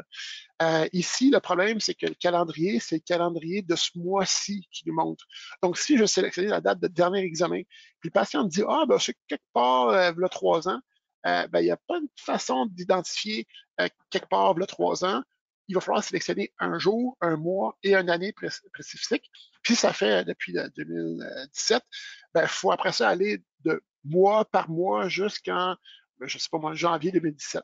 Fait que c'est pas super pratique, mais c'est très pratique pour des dates qui sont très récentes. Donc, si vous avez une date dernière lettre envoyée ou peu importe, vous pouvez utiliser ça, mais je ne vous conseille pas pour date dernier examen ou date de la chirurgie, etc. Ça, c'est plus des champs textes que vous pouvez marquer ce que vous voulez à ce moment-là qui vont être pratiques. Mais c'est là si vous voulez. Bien sûr, j'ai parlé du champ de la case à cocher. On a parlé de la boîte de regroupement. Le rectangle, c'est le même principe que la boîte de regroupement, sauf qu'on n'a pas de titre. Donc, on n'a pas de titre en haut à gauche. Donc, on nous permet de pouvoir regrouper des choses ensemble, juste sous un rectangle, juste pour pouvoir les catégoriser ensemble. Cependant, une des applications que moi je trouve très pratique, c'est si on a ici, mettons, réflexion objective puis rhinoscopie. Vous voyez les barres que j'ai mis entre les deux? Ben, en fait, c'est avec des rectangles que je le fais parce qu'il n'y en a pas d'outils qui s'appellent des barres drettes. Parce que ce que je fais, c'est que je viens minimiser la largeur de mon rectangle en ligne droite. Donc, on vient faire un genre de rectangle très, très, très haut, mais très, très mince. Mais ça reste un rectangle quand même qui me permet d'avoir justement ce type de ligne-là, si on veut. Donc, ça devient pratique si je veux séparer des choses ensemble. On a aussi l'image. Ben, l'image, c'est vraiment juste ça. C'est une image comme telle. Donc, je vais venir dans mon contenu encore sélectionner quelle image que je veux afficher. Donc, c'est à vous de choisir l'image que vous voulez faire apparaître. C'est sûr que dans un examen, une image fixe qu'on ne peut pas rien faire avec, ça a plus ou moins de valeur. Mais dites-vous que ça a beaucoup de valeur pour les lettres, parce qu'on va utiliser le même type d'éditeur, donc on va pouvoir mettre des images telles que vos logos et vos signatures à ce moment-là en utilisant cette image-là. Ensuite, on a les images de données. Ça, c'est un petit peu différent. Je ne peux pas sélectionner dans mon designer quelle image que je veux sélectionner. Je peux seulement sélectionner un répertoire par défaut. Donc, à quoi ça sert? C'est que dans mon examen, pendant que je vais être avec mon patient, je vais pouvoir insérer des images dans mon examen on the fly.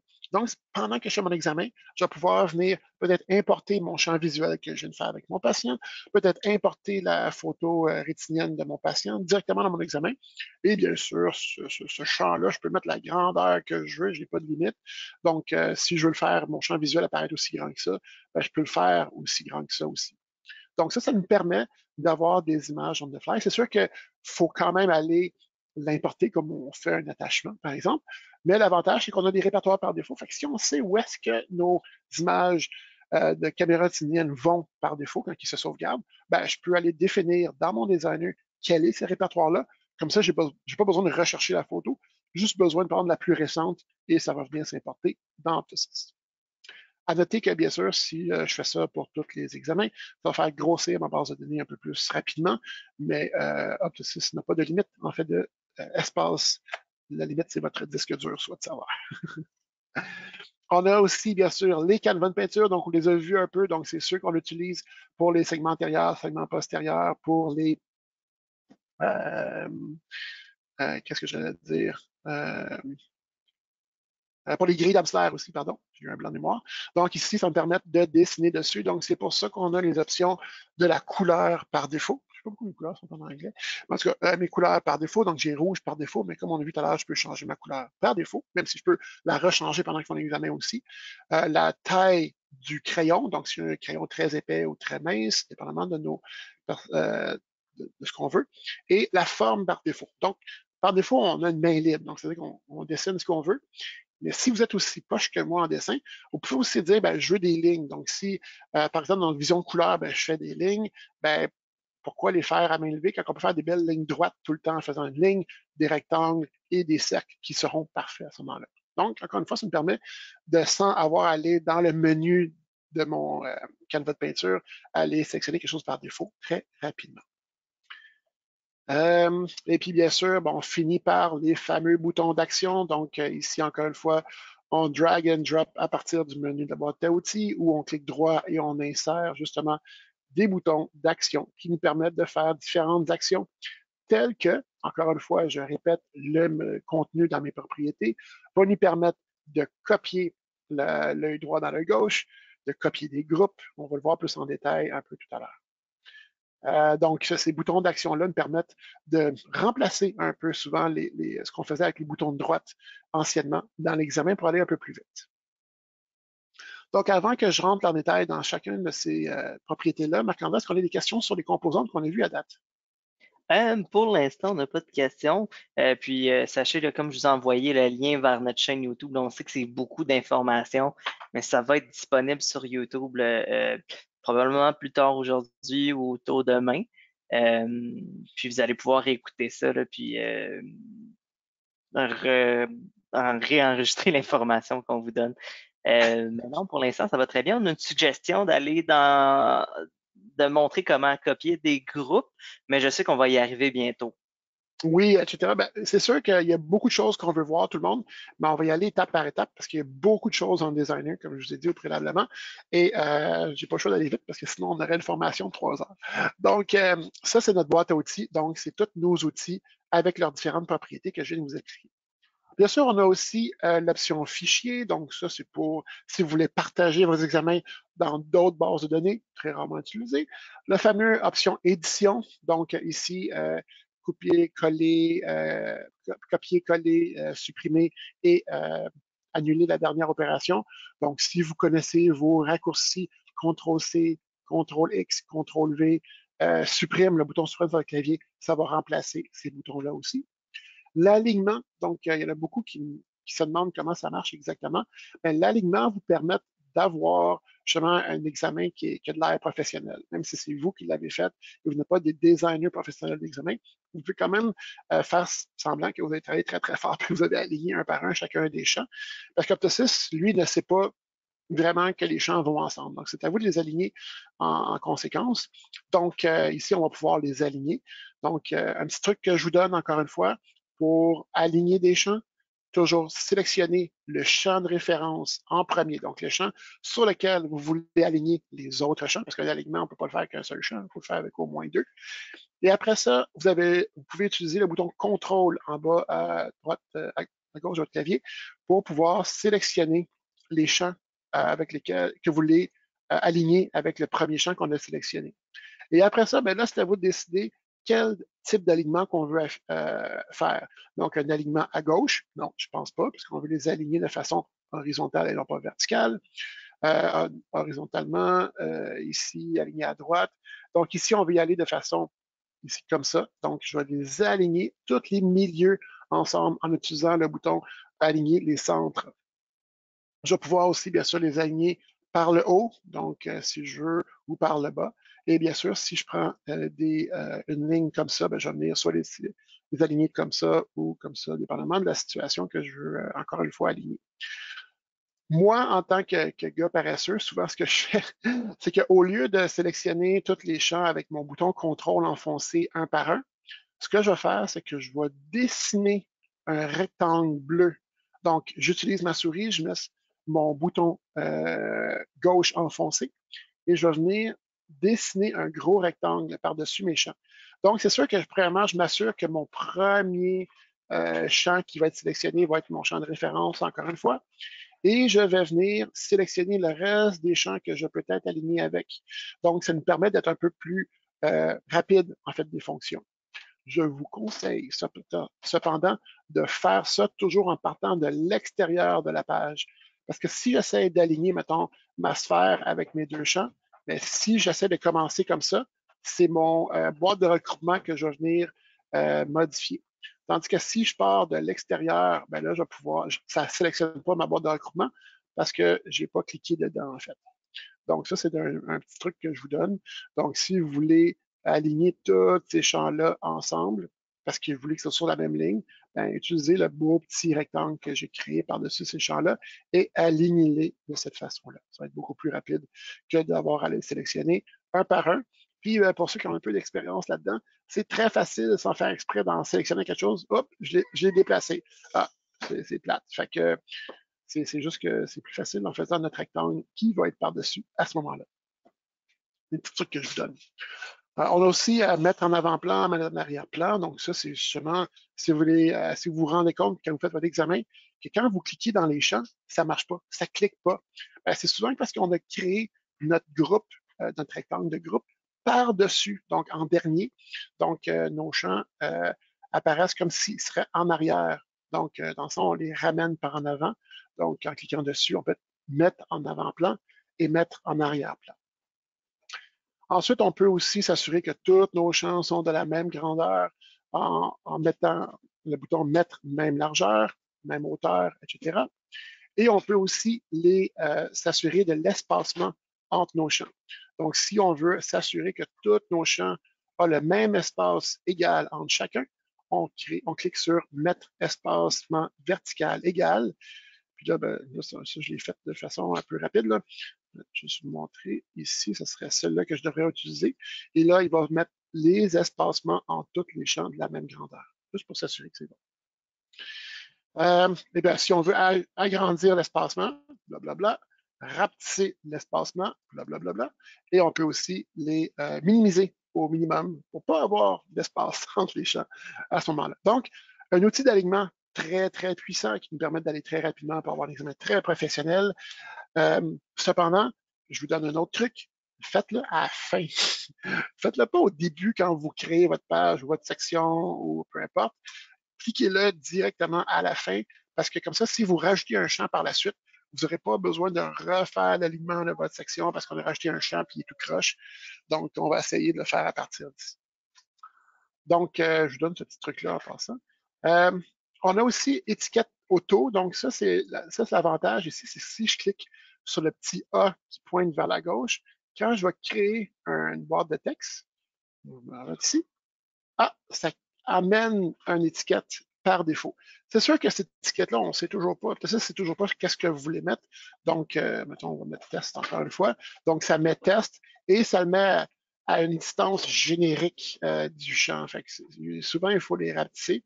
Donc, c'est pratique si on en fait plusieurs à la fois, peut-être, avec tout le temps la même distance, mais c'est très optionnel. Donc, si je reclique dessus, ça le désélectionne. On a aussi l'option de document.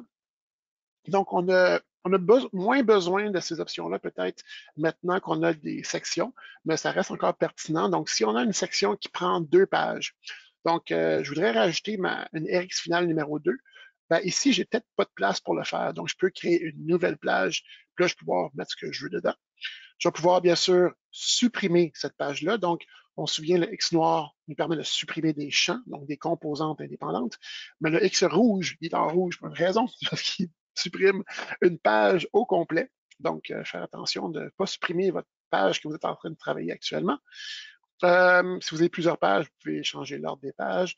Vous pouvez, peut-être le bouton le plus important ici, c'est l'agrandir la page. Donc, si je veux voir sur ma page complète de 8 minutes par 11 combien la place qui me reste, ben, je vais pouvoir le faire en conséquence. Et bien sûr, pour ne pas avoir des espaces qui ne sont pas utilisés dans notre examen, je peux recliquer sur le même bouton, agrandir la page pour faire ça. On va pouvoir aussi réduire toutes les pages. Donc, ça fait juste en fait réduire la page et l'agrandir. Et un des autres boutons que je trouve important, c'est notre fameux tabbing, donc notre réorganisation des tables. Donc, il y a beaucoup de personnes qui utilisent encore la souris pour aller d'un champ à l'autre. Donc, on clique, on clique, on clique, on clique, puis on écrit nos valeurs. C'est pas super efficace parce qu'on a besoin souvent des 2 mains quand on veut taper nos valeurs. Donc, les optométristes les plus efficaces dans l'examen utilisent le bouton Tab à gauche de notre clavier qui nous permet d'aller d'un champ à l'autre très rapidement, donc d'entrer nos valeurs et de ne pas avoir utilisé la souris surtout. Mais dépendamment justement de chacun, on a un ordre spécifique. Donc, certains vont dire, ben, moi, je vais aller de ma RX lunette précédente, puis après ça, je vais tout de suite aller à ma subjective parce que ma réflexion automatique est souvent déjà rentrée par mes personnes du pretest. Donc ici, en cliquant dessus, je vais pouvoir organiser en cliquant sur chacun des champs un après l'autre dans quel ordre que je veux que mon tabbing se fasse. Et si je veux qu'il y ait des champs qui ne soient pas partis de cet tabbing-là, donc je ne veux pas avoir à passer par-dessus à chaque fois, justement parce que l'appareil ophtalmique l'envoie automatiquement, mais je vais pouvoir spécifier si je veux qu'il y ait une tabulation ou pas dans les propriétés, encore une fois. Donc, le crochet tabulation me permet de dire si je veux m'arrêter sur ce champ-là dans mes tables ou pas. Donc, si c'est le cas, si je veux pouvoir m'arrêter dans tous les cas, je vais cliquer sur ce dernier bouton-là, cliquer dans l'ordre des champs que je veux. C'est sûr que si vous vous trompez, je sais que dans celle-là, c'est une grosse page, il faut recommencer, c'est plate, mais ça vous permet, une fois que vous l'avez comme il faut, d'avoir justement un ordre très précis. Encore une fois, je me répète, un peu comme avec des alignements, faites ça à la fin de votre design quand vous êtes sûr que les champs que vous voulez sont tous là. Vous n'avez pas besoin de rajouter un champ parce qu'imaginez, j'ai tout fait mon tabbing en étant la sphère numéro 1 là, mais je voulais rajouter le nom du pretester qui a fait le pretest avant. Fait que là, il faut tout que je refasse mon tabbing pour avoir le nouveau champ comme étant le numéro 1. Fait que encore une fois, je vous conseille de le faire à la fin pour ne pas perdre votre temps à refaire le tabbing à chaque fois que vous modifiez un petit peu votre examen. Donc, je pense que ça couvre pas mal tous les outils qu'on a en haut. Marc-André, est-ce qu'on a des questions? Oui, j'étais en train de répondre, mais on peut y répondre de vive voix pour te donner une petite pause. Et puis, c'est quelqu'un qui a très bien saisi là, comment que ça fonctionne, la segmentation d'examen. Donc, effectivement, on crée des sections différentes. Par la suite, on va les déplacer dans le modèle maître afin de créer un examen complet avec toutes les sections disponibles là, sur notre gauche. Donc, c'est exactement comme ça. Puis, sachez aussi que vous pouvez créer plusieurs modèles maîtres si vous voulez. On peut avoir un modèle maître pour un examen complet, un autre modèle pour un examen partiel et même un autre modèle pour un examen de verre de contact. Exactement. Le gros avantage ici, ça va être qu'on va pouvoir créer justement des différents examens, mais avec les mêmes sections.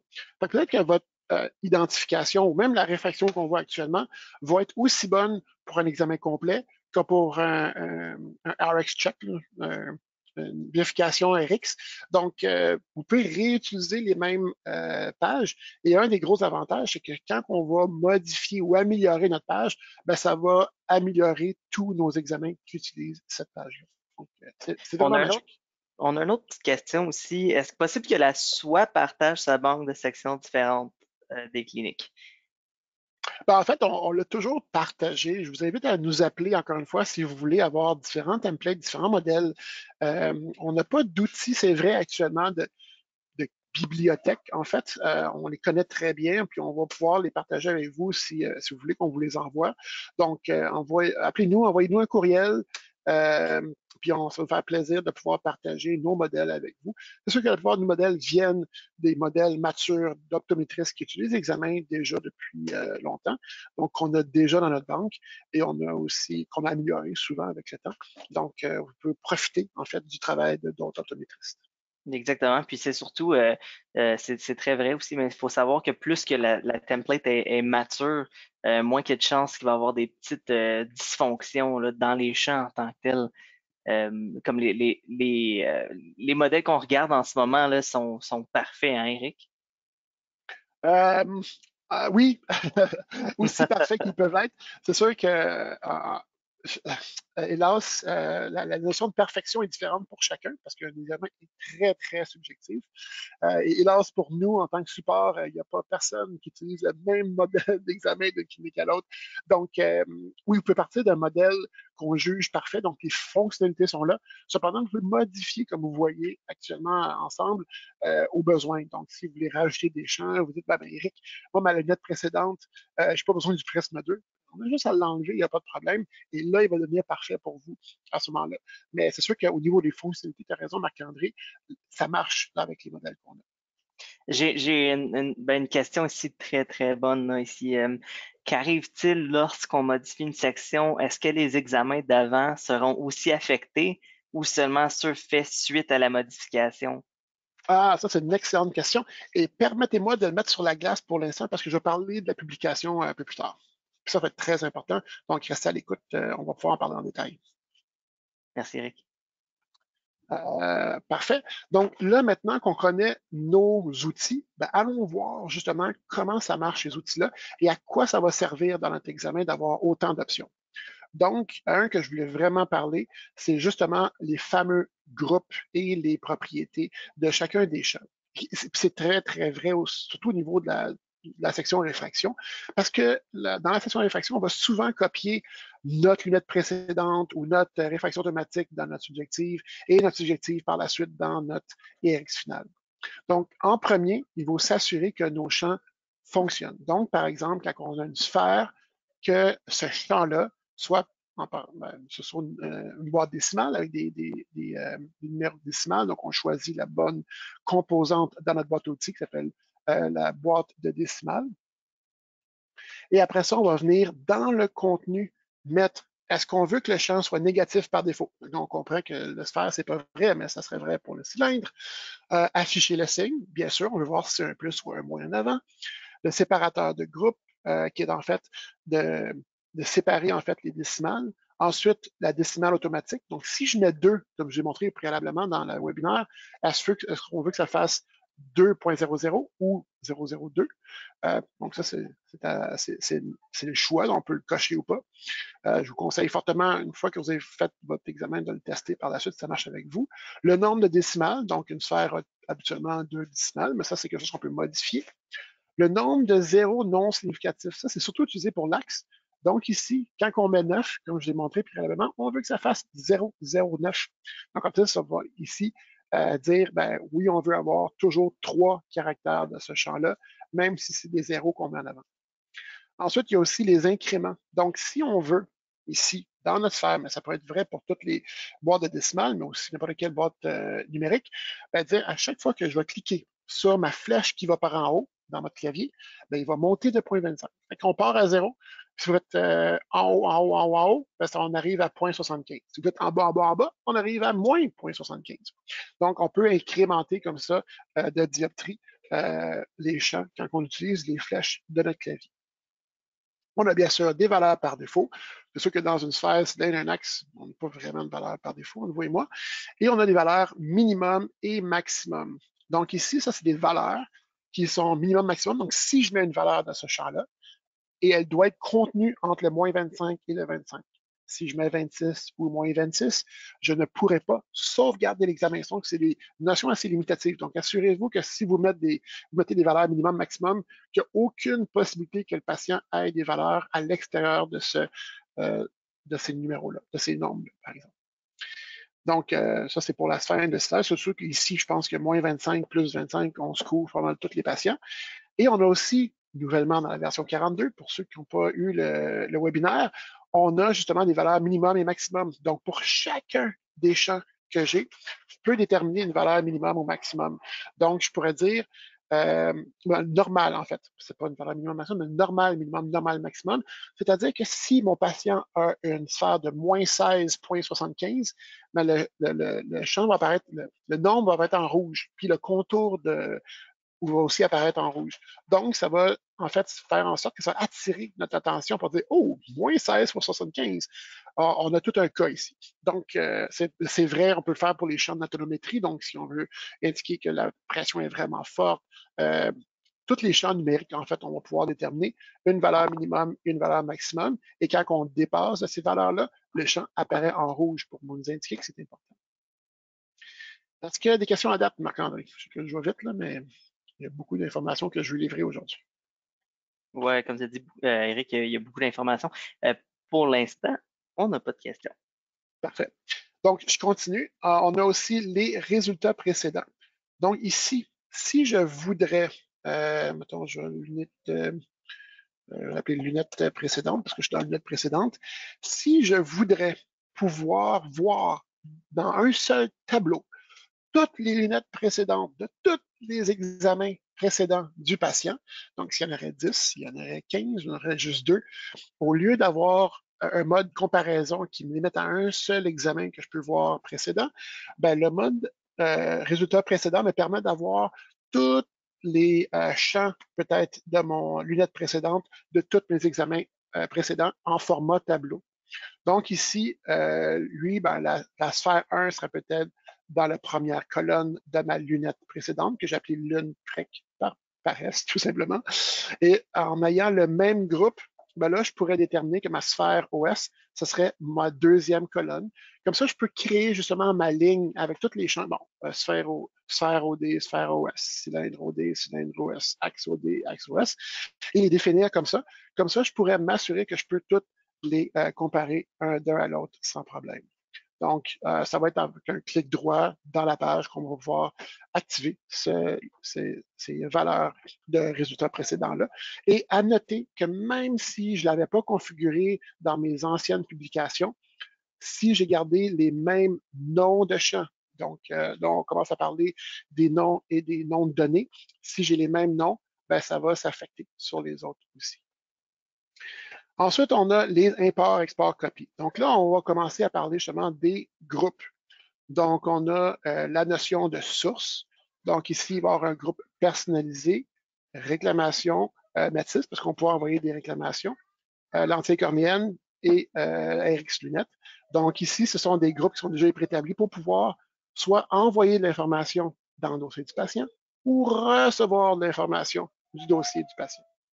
Donc ici, je vais pouvoir déterminer justement quel champ ça représente. Donc, dans ce cas-ci, c'est une sphère OD. Et le groupe. Donc, chacun des groupes qu'on voit ici ne sont pas déterminés par la boîte, encore une fois, sont vraiment déterminés par le groupe qu'on donne à tous les champs de ce même groupe-là. Comme ça, quand ils vont être exportés ou importés, ils vont être exportés ou importés ensemble.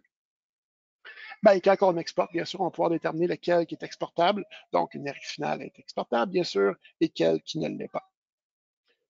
Je vous laisse peut-être, je vais passer par-dessus équipement externe parce que ça, c'est plus nous autres qui le configurent. La mise en page, ben, c'est juste la coordonnée du champ comme tel.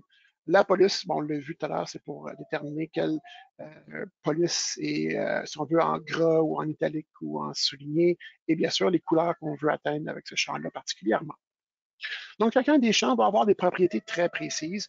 Encore une fois, c'est dans ces options-là de import, export, copie qu'on voit en bas ici, qu'on va pouvoir déterminer les fameux groupes qu'on parlait tout à l'heure. On a aussi, bon, ça c'est sûr que ça impacte autant les nombres numériques que le texte, mais ça impacte aussi les fameux boutons. Parce que les boutons, quand on va venir exporter, qu'ils soient n'importe où, c'est pas important l'emplacement. Ce qui est important, c'est comment on le définit dans TOSIS. Donc ici, ça, c'est un bouton qui a une action qui s'appelle exporter et signer une RX. Donc, il va falloir spécifier quel groupe qu'on veut exporter et signer. Donc, dans ce cas-ci, ça va être bien sûr notre RX final. Fait que, logiquement, on va le laisser à côté. Puis, à ce moment-là, on va pouvoir justement l'utiliser tel quel. Donc, quand on va cliquer sur le bouton RX ici, donc avec le petit symbole RX avec une signature à la fin, je ne sais pas qui signe comme ça, mais c'est une signature, on va pouvoir venir ici décider que c'est la RX finale lunette qui va s'exporter dans nos patients et qui va être signable. Même chose pour l'impression, donc laquelle qu'on va imprimer. Donc, on pourrait créer différents boutons qui vont être attachés à différents groupes, dépendamment qu'on va définir chacun de ces champs-là. Donc, chacun des groupes qu'on voit actuellement devant nous, lunettes précédentes, réfraction automatique, rythmoscopie, réfraction subjective, sous-cyclo et la finale, vont devoir avoir bien sûr des groupes différents. Ça va nous permettre de pouvoir les importer un dans l'autre, mais aussi de les exporter et de les importer du patient. Ça va aussi nous permettre de s'assurer que ils ont des groupes différents, donc il n'y en a pas un qui sont mélangés avec l'autre à ce moment-là. Donc, si des fois vous faites votre examen, puis vous dites, ah, ben j'aimerais ça juste dupliquer ma subjective parce que pour une raison ou pour une autre, je veux en avoir deux, ben, ça va être très important que si vous l'utilisez comme moi, parce que vous êtes paresseux des copies-collées, de venir modifier le groupe par la suite pour pas qu'il y ait deux sphères OD qui soient dans le même groupe. Est-ce qu'il y a des questions à date, Marc-André? Parce qu'encore une fois, je pense qu'il y a beaucoup d'informations puis je ne veux pas aller trop vite. Non, en effet, on n'a pas encore de questions, mais encore une fois, je sais que je me répète, mais si vous avez des questions, là, n'hésitez pas. Là, si vous trouvez qu'on va trop vite, si vous voulez qu'on repasse une petite section, là, on va pouvoir le faire. Puis, encore une fois, il ne faut pas oublier que ça va être disponible sur YouTube là, le plus rapidement possible après la formation, là. Exactement. Donc, on va, puis aussi, on est là pour vous aider. Donc, le support est toujours là. On va pouvoir répondre à la question. Si jamais vous avez des questions, vous pouvez nous poser directement en live ou par courriel, parce qu'on va pouvoir avoir l'information pour vous selon votre examen ou vos besoins. Donc, on a bien sûr les groupes qui sont très importants, comme je viens de mentionner. On a aussi, j'ai passé vite, sur les noms. Donc, les fameux noms de boîtes ou ce qu'on appelle les noms de données, ou data name en français, ceux-là sont très importants à connaître. Le pourquoi que c'est important à connaître, c'est parce qu'on va les réutiliser pour l'envoi d'informations dans la lettre et dans le formulaire. Donc, justement, on parlait de pouvoir faire parler les lettres avec les examens.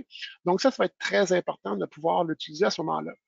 Donc, par exemple, si je veux envoyer, à m'assurer que quand je crée ma lettre, que le RX final est envoyé dans la lettre, ben, il va falloir que mon champ qui s'appelle sphère OD dans ma lettre ait le même nom et le même nom de données que celle-là.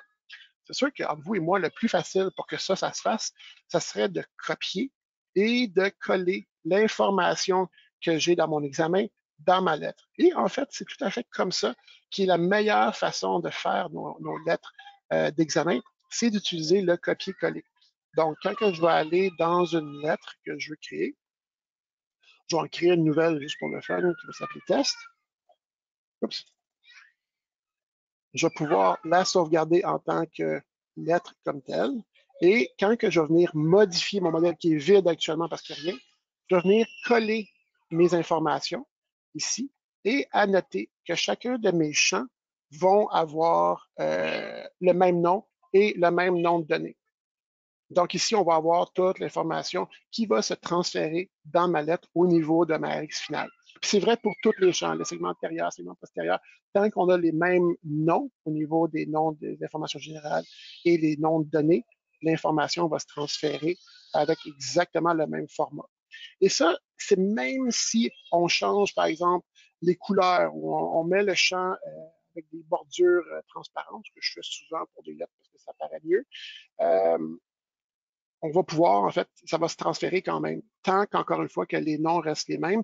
C'est comme ça que Optosys, il fait le mapping entre les champs d'examen qu'on veut avoir dans les lettres. Donc, le nom est très différent. Est-ce qu'il y a des questions par rapport à ça? Oh, désolé du délai, ça switchait de fenêtre. On a une question si je peux copier d'examen à formulaire ou de formulaire à examen aussi. Oui, bien sûr. Donc, c'est le même principe. Tant que les champs sont pareils, il n'y a pas de problème. Ça va pouvoir se faire. Merci. Et c'est tout pour l'instant. Excusez-moi, mon micro n'était pas allumé. Donc, ici, je vais pouvoir avoir toutes les choses qui se transfèrent directement dans ma lettre. Et si vous avez des champs qui ne se transfèrent pas dans votre lettre, ben, ça va être important de s'assurer que les noms sont pareils à ce moment-là.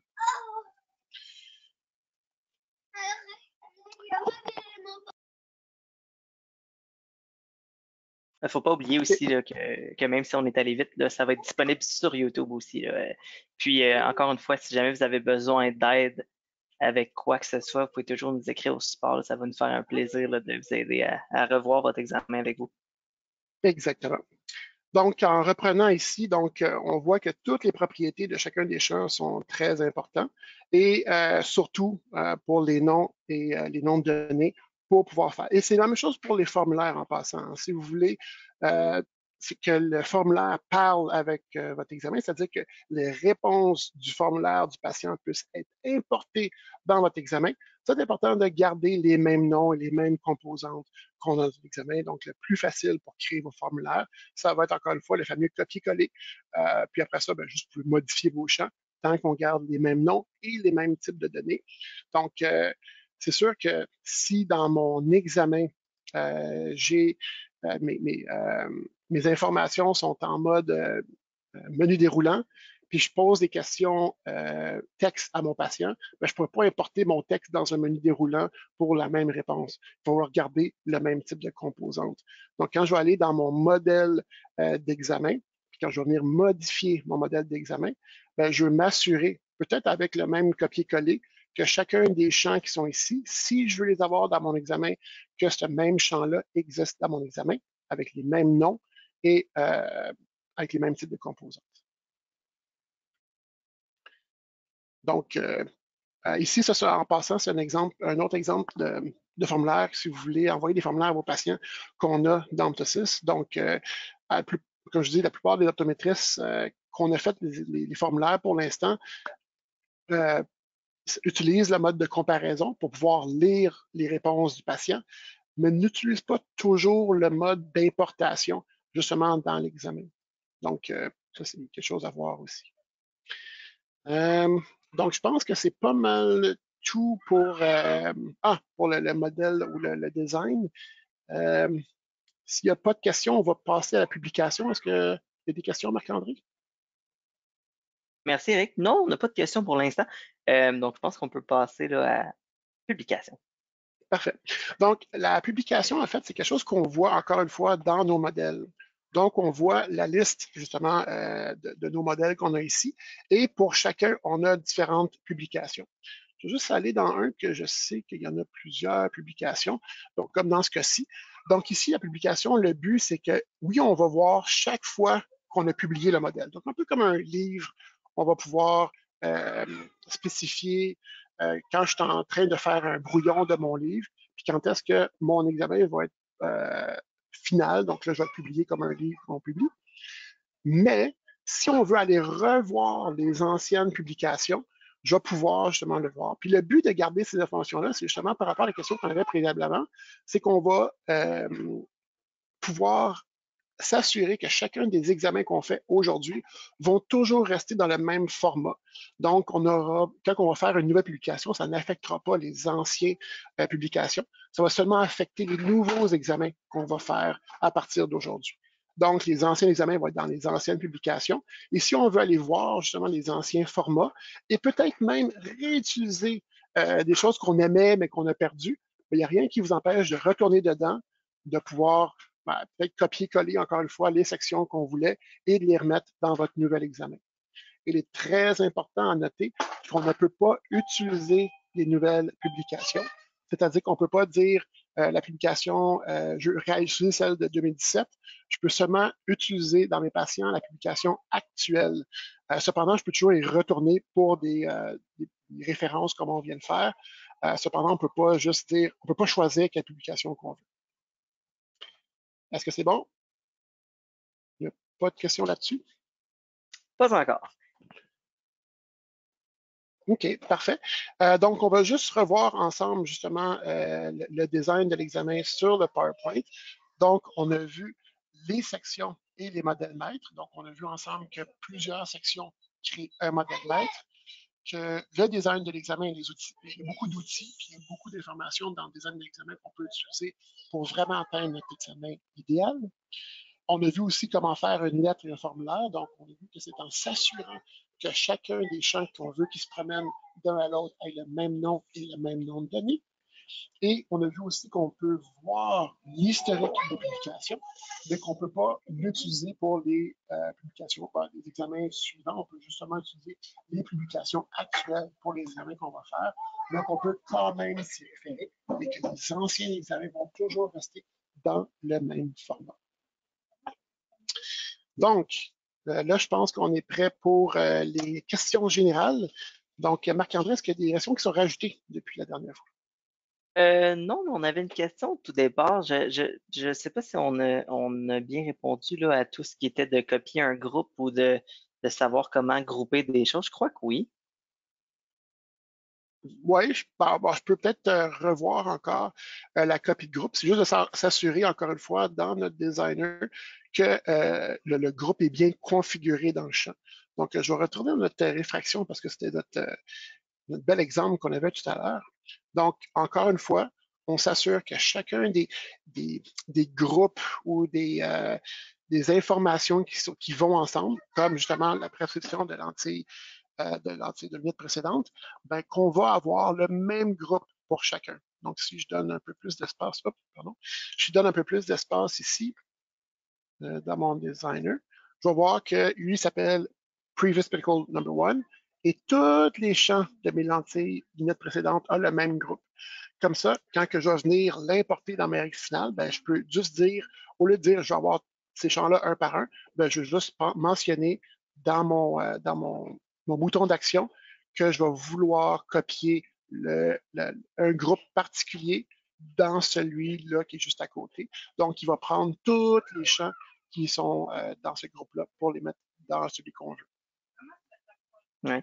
Moi, ce qui aide aussi, c'est que je vais maintenir la touche contrôle pour choisir plusieurs champs pour justement là, pouvoir créer un groupe tout en même temps, là, plutôt que de devoir les nommer un à la fois. Là. Comme vous pouvez voir en ce Très, moment, très bon, très bon c'est point, Marc-André. Merci beaucoup. Donc, oui, tu as raison. Donc, ici, en sélectionnant plusieurs champs, donc on l'a fait tout à l'heure pour l'alignement, mais on peut aussi l'utiliser pour pouvoir définir des conditions semblables à ces champs-là. Donc, si tous les champs que j'ai sélectionnés vont faire partie de mon groupe réfraction subjective, ben, je peux toutes les sélectionner, puis rentrer mon numéro de groupe, ma source, à savoir si je vais les exporter ou pas, même la couleur. Donc, si je veux tout changer la couleur du fond de tous ces champs-là, ben, je peux aussi le faire en ayant plusieurs champs qui sont sélectionnés en même temps. Très bien. merci. Je pense que ça répond bien à la question, je crois. N'hésitez pas là, si vous avez des questions, là, c'est le temps. Si vous voulez aussi, Eric, je crois qu'on peut prendre des questions à main levée s'il y a encore des participants Ah, qui veulent nous parler. oui, Euh, donc si vous voulez peut-être nous parler, poser votre question de vive voix, je vous recommande d'utiliser la notion de main levée. Je pense qu'il est dans la section questions, si je ne me trompe pas, de votre menu de contrôle GoToWebinar.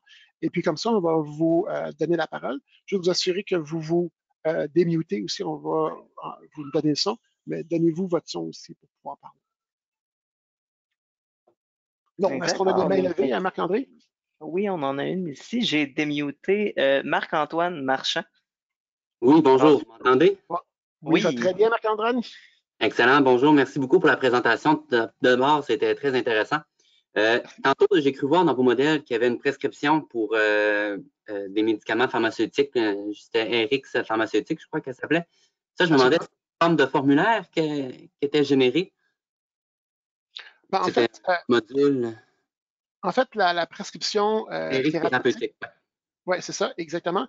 Le but de ça, c'est de pouvoir rentrer les informations directement dans l'examen. Le gros avantage d'avoir ça dans l'examen, c'est que l'année prochaine, quand un optométriste va refaire son examen, il va pouvoir voir justement les médicaments qu'on a prescrits sans avoir à ouvrir chacune des lettres de prescription qu'on a faites à partir d'Optosis. Et bien sûr, l'information qui est là va pouvoir être transférée dans une lettre qu'on va faire peut-être notre beau petit logo RX, celui avec le R puis le X dans la patte du R, avec justement toutes les notions qu'on a devant nous pour donner en fait le papier au lieu d'avoir à écrire la prescription sur un bout de papier comme on fait peut-être présentement. Oui, bon, exactement. Puis même avec nos nouveaux boutons, là, on va pouvoir, là, à partir d'examen, partir notre lettre puis cliquer sur imprimer. Là, ça va super vite. Puis la signature, comment est-ce qu'on peut l'ajouter à ça? Ah, ça, c'est une bonne question, Eric. Oui, hein? En fait, la signature, c'est tout simplement une image. Donc OK. ici, si je vais dans ma lettre qui va justement générer à partir de la prescription, à partir de l'examen, là, je ne sais pas pourquoi, c'est pas la bonne. Un instant. OK, ouais, je vais aller dans la lettre elle-même, mais ça ne sera pas long. Je pense avoir fait.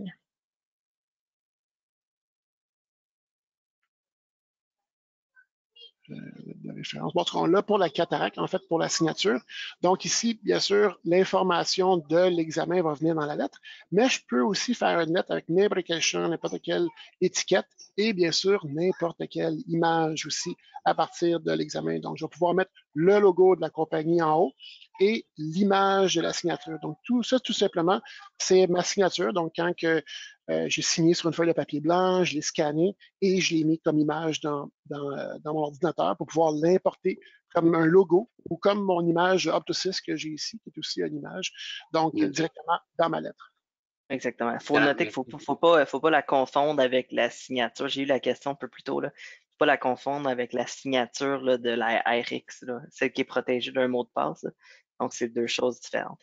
Exactement. Donc, ceci n'est pas protégé de mot de passe. À noter, cependant, on peut utiliser la même photo, là, la même image pour les deux, mais celle-là n'est pas protégée par un mot de passe. Donc, n'importe qui fait la lettre, il va avoir la signature de l'Opto dedans. Merci beaucoup. Ça me fait plaisir. Est-ce qu'on a d'autres questions très pertinentes comme celle-là, Marc-André, dans nos mains levées? On n'a plus de main levée. Je pense qu'on tire à la fin. Je crois qu'on a tout répondu, Eric. OK. Ben, ça, c'est très intéressant. Je pense qu'on a fait un de nos plus longs webinaires, hein, Marc-André? C'est sûr qu'il y a beaucoup... ça passe vite quand il y a beaucoup d'informations. Oui, c'est ça. Je pense qu'il y avait beaucoup de viande aujourd'hui, justement, à voir. L'important, c'est j'espère que vous avez appris quelque chose ou que ça vous a permis peut-être d'avoir une idée de faire quelque chose de meilleur avec votre examen. Encore une fois, le webinaire va être sur Internet, sur notre chaîne YouTube très bientôt. Donc, vous pouvez le revoir peut-être s'il y a des choses que vous n'avez pas tout à fait compris. Et bien sûr, je vous encourage à nous envoyer un courriel ou à nous appeler.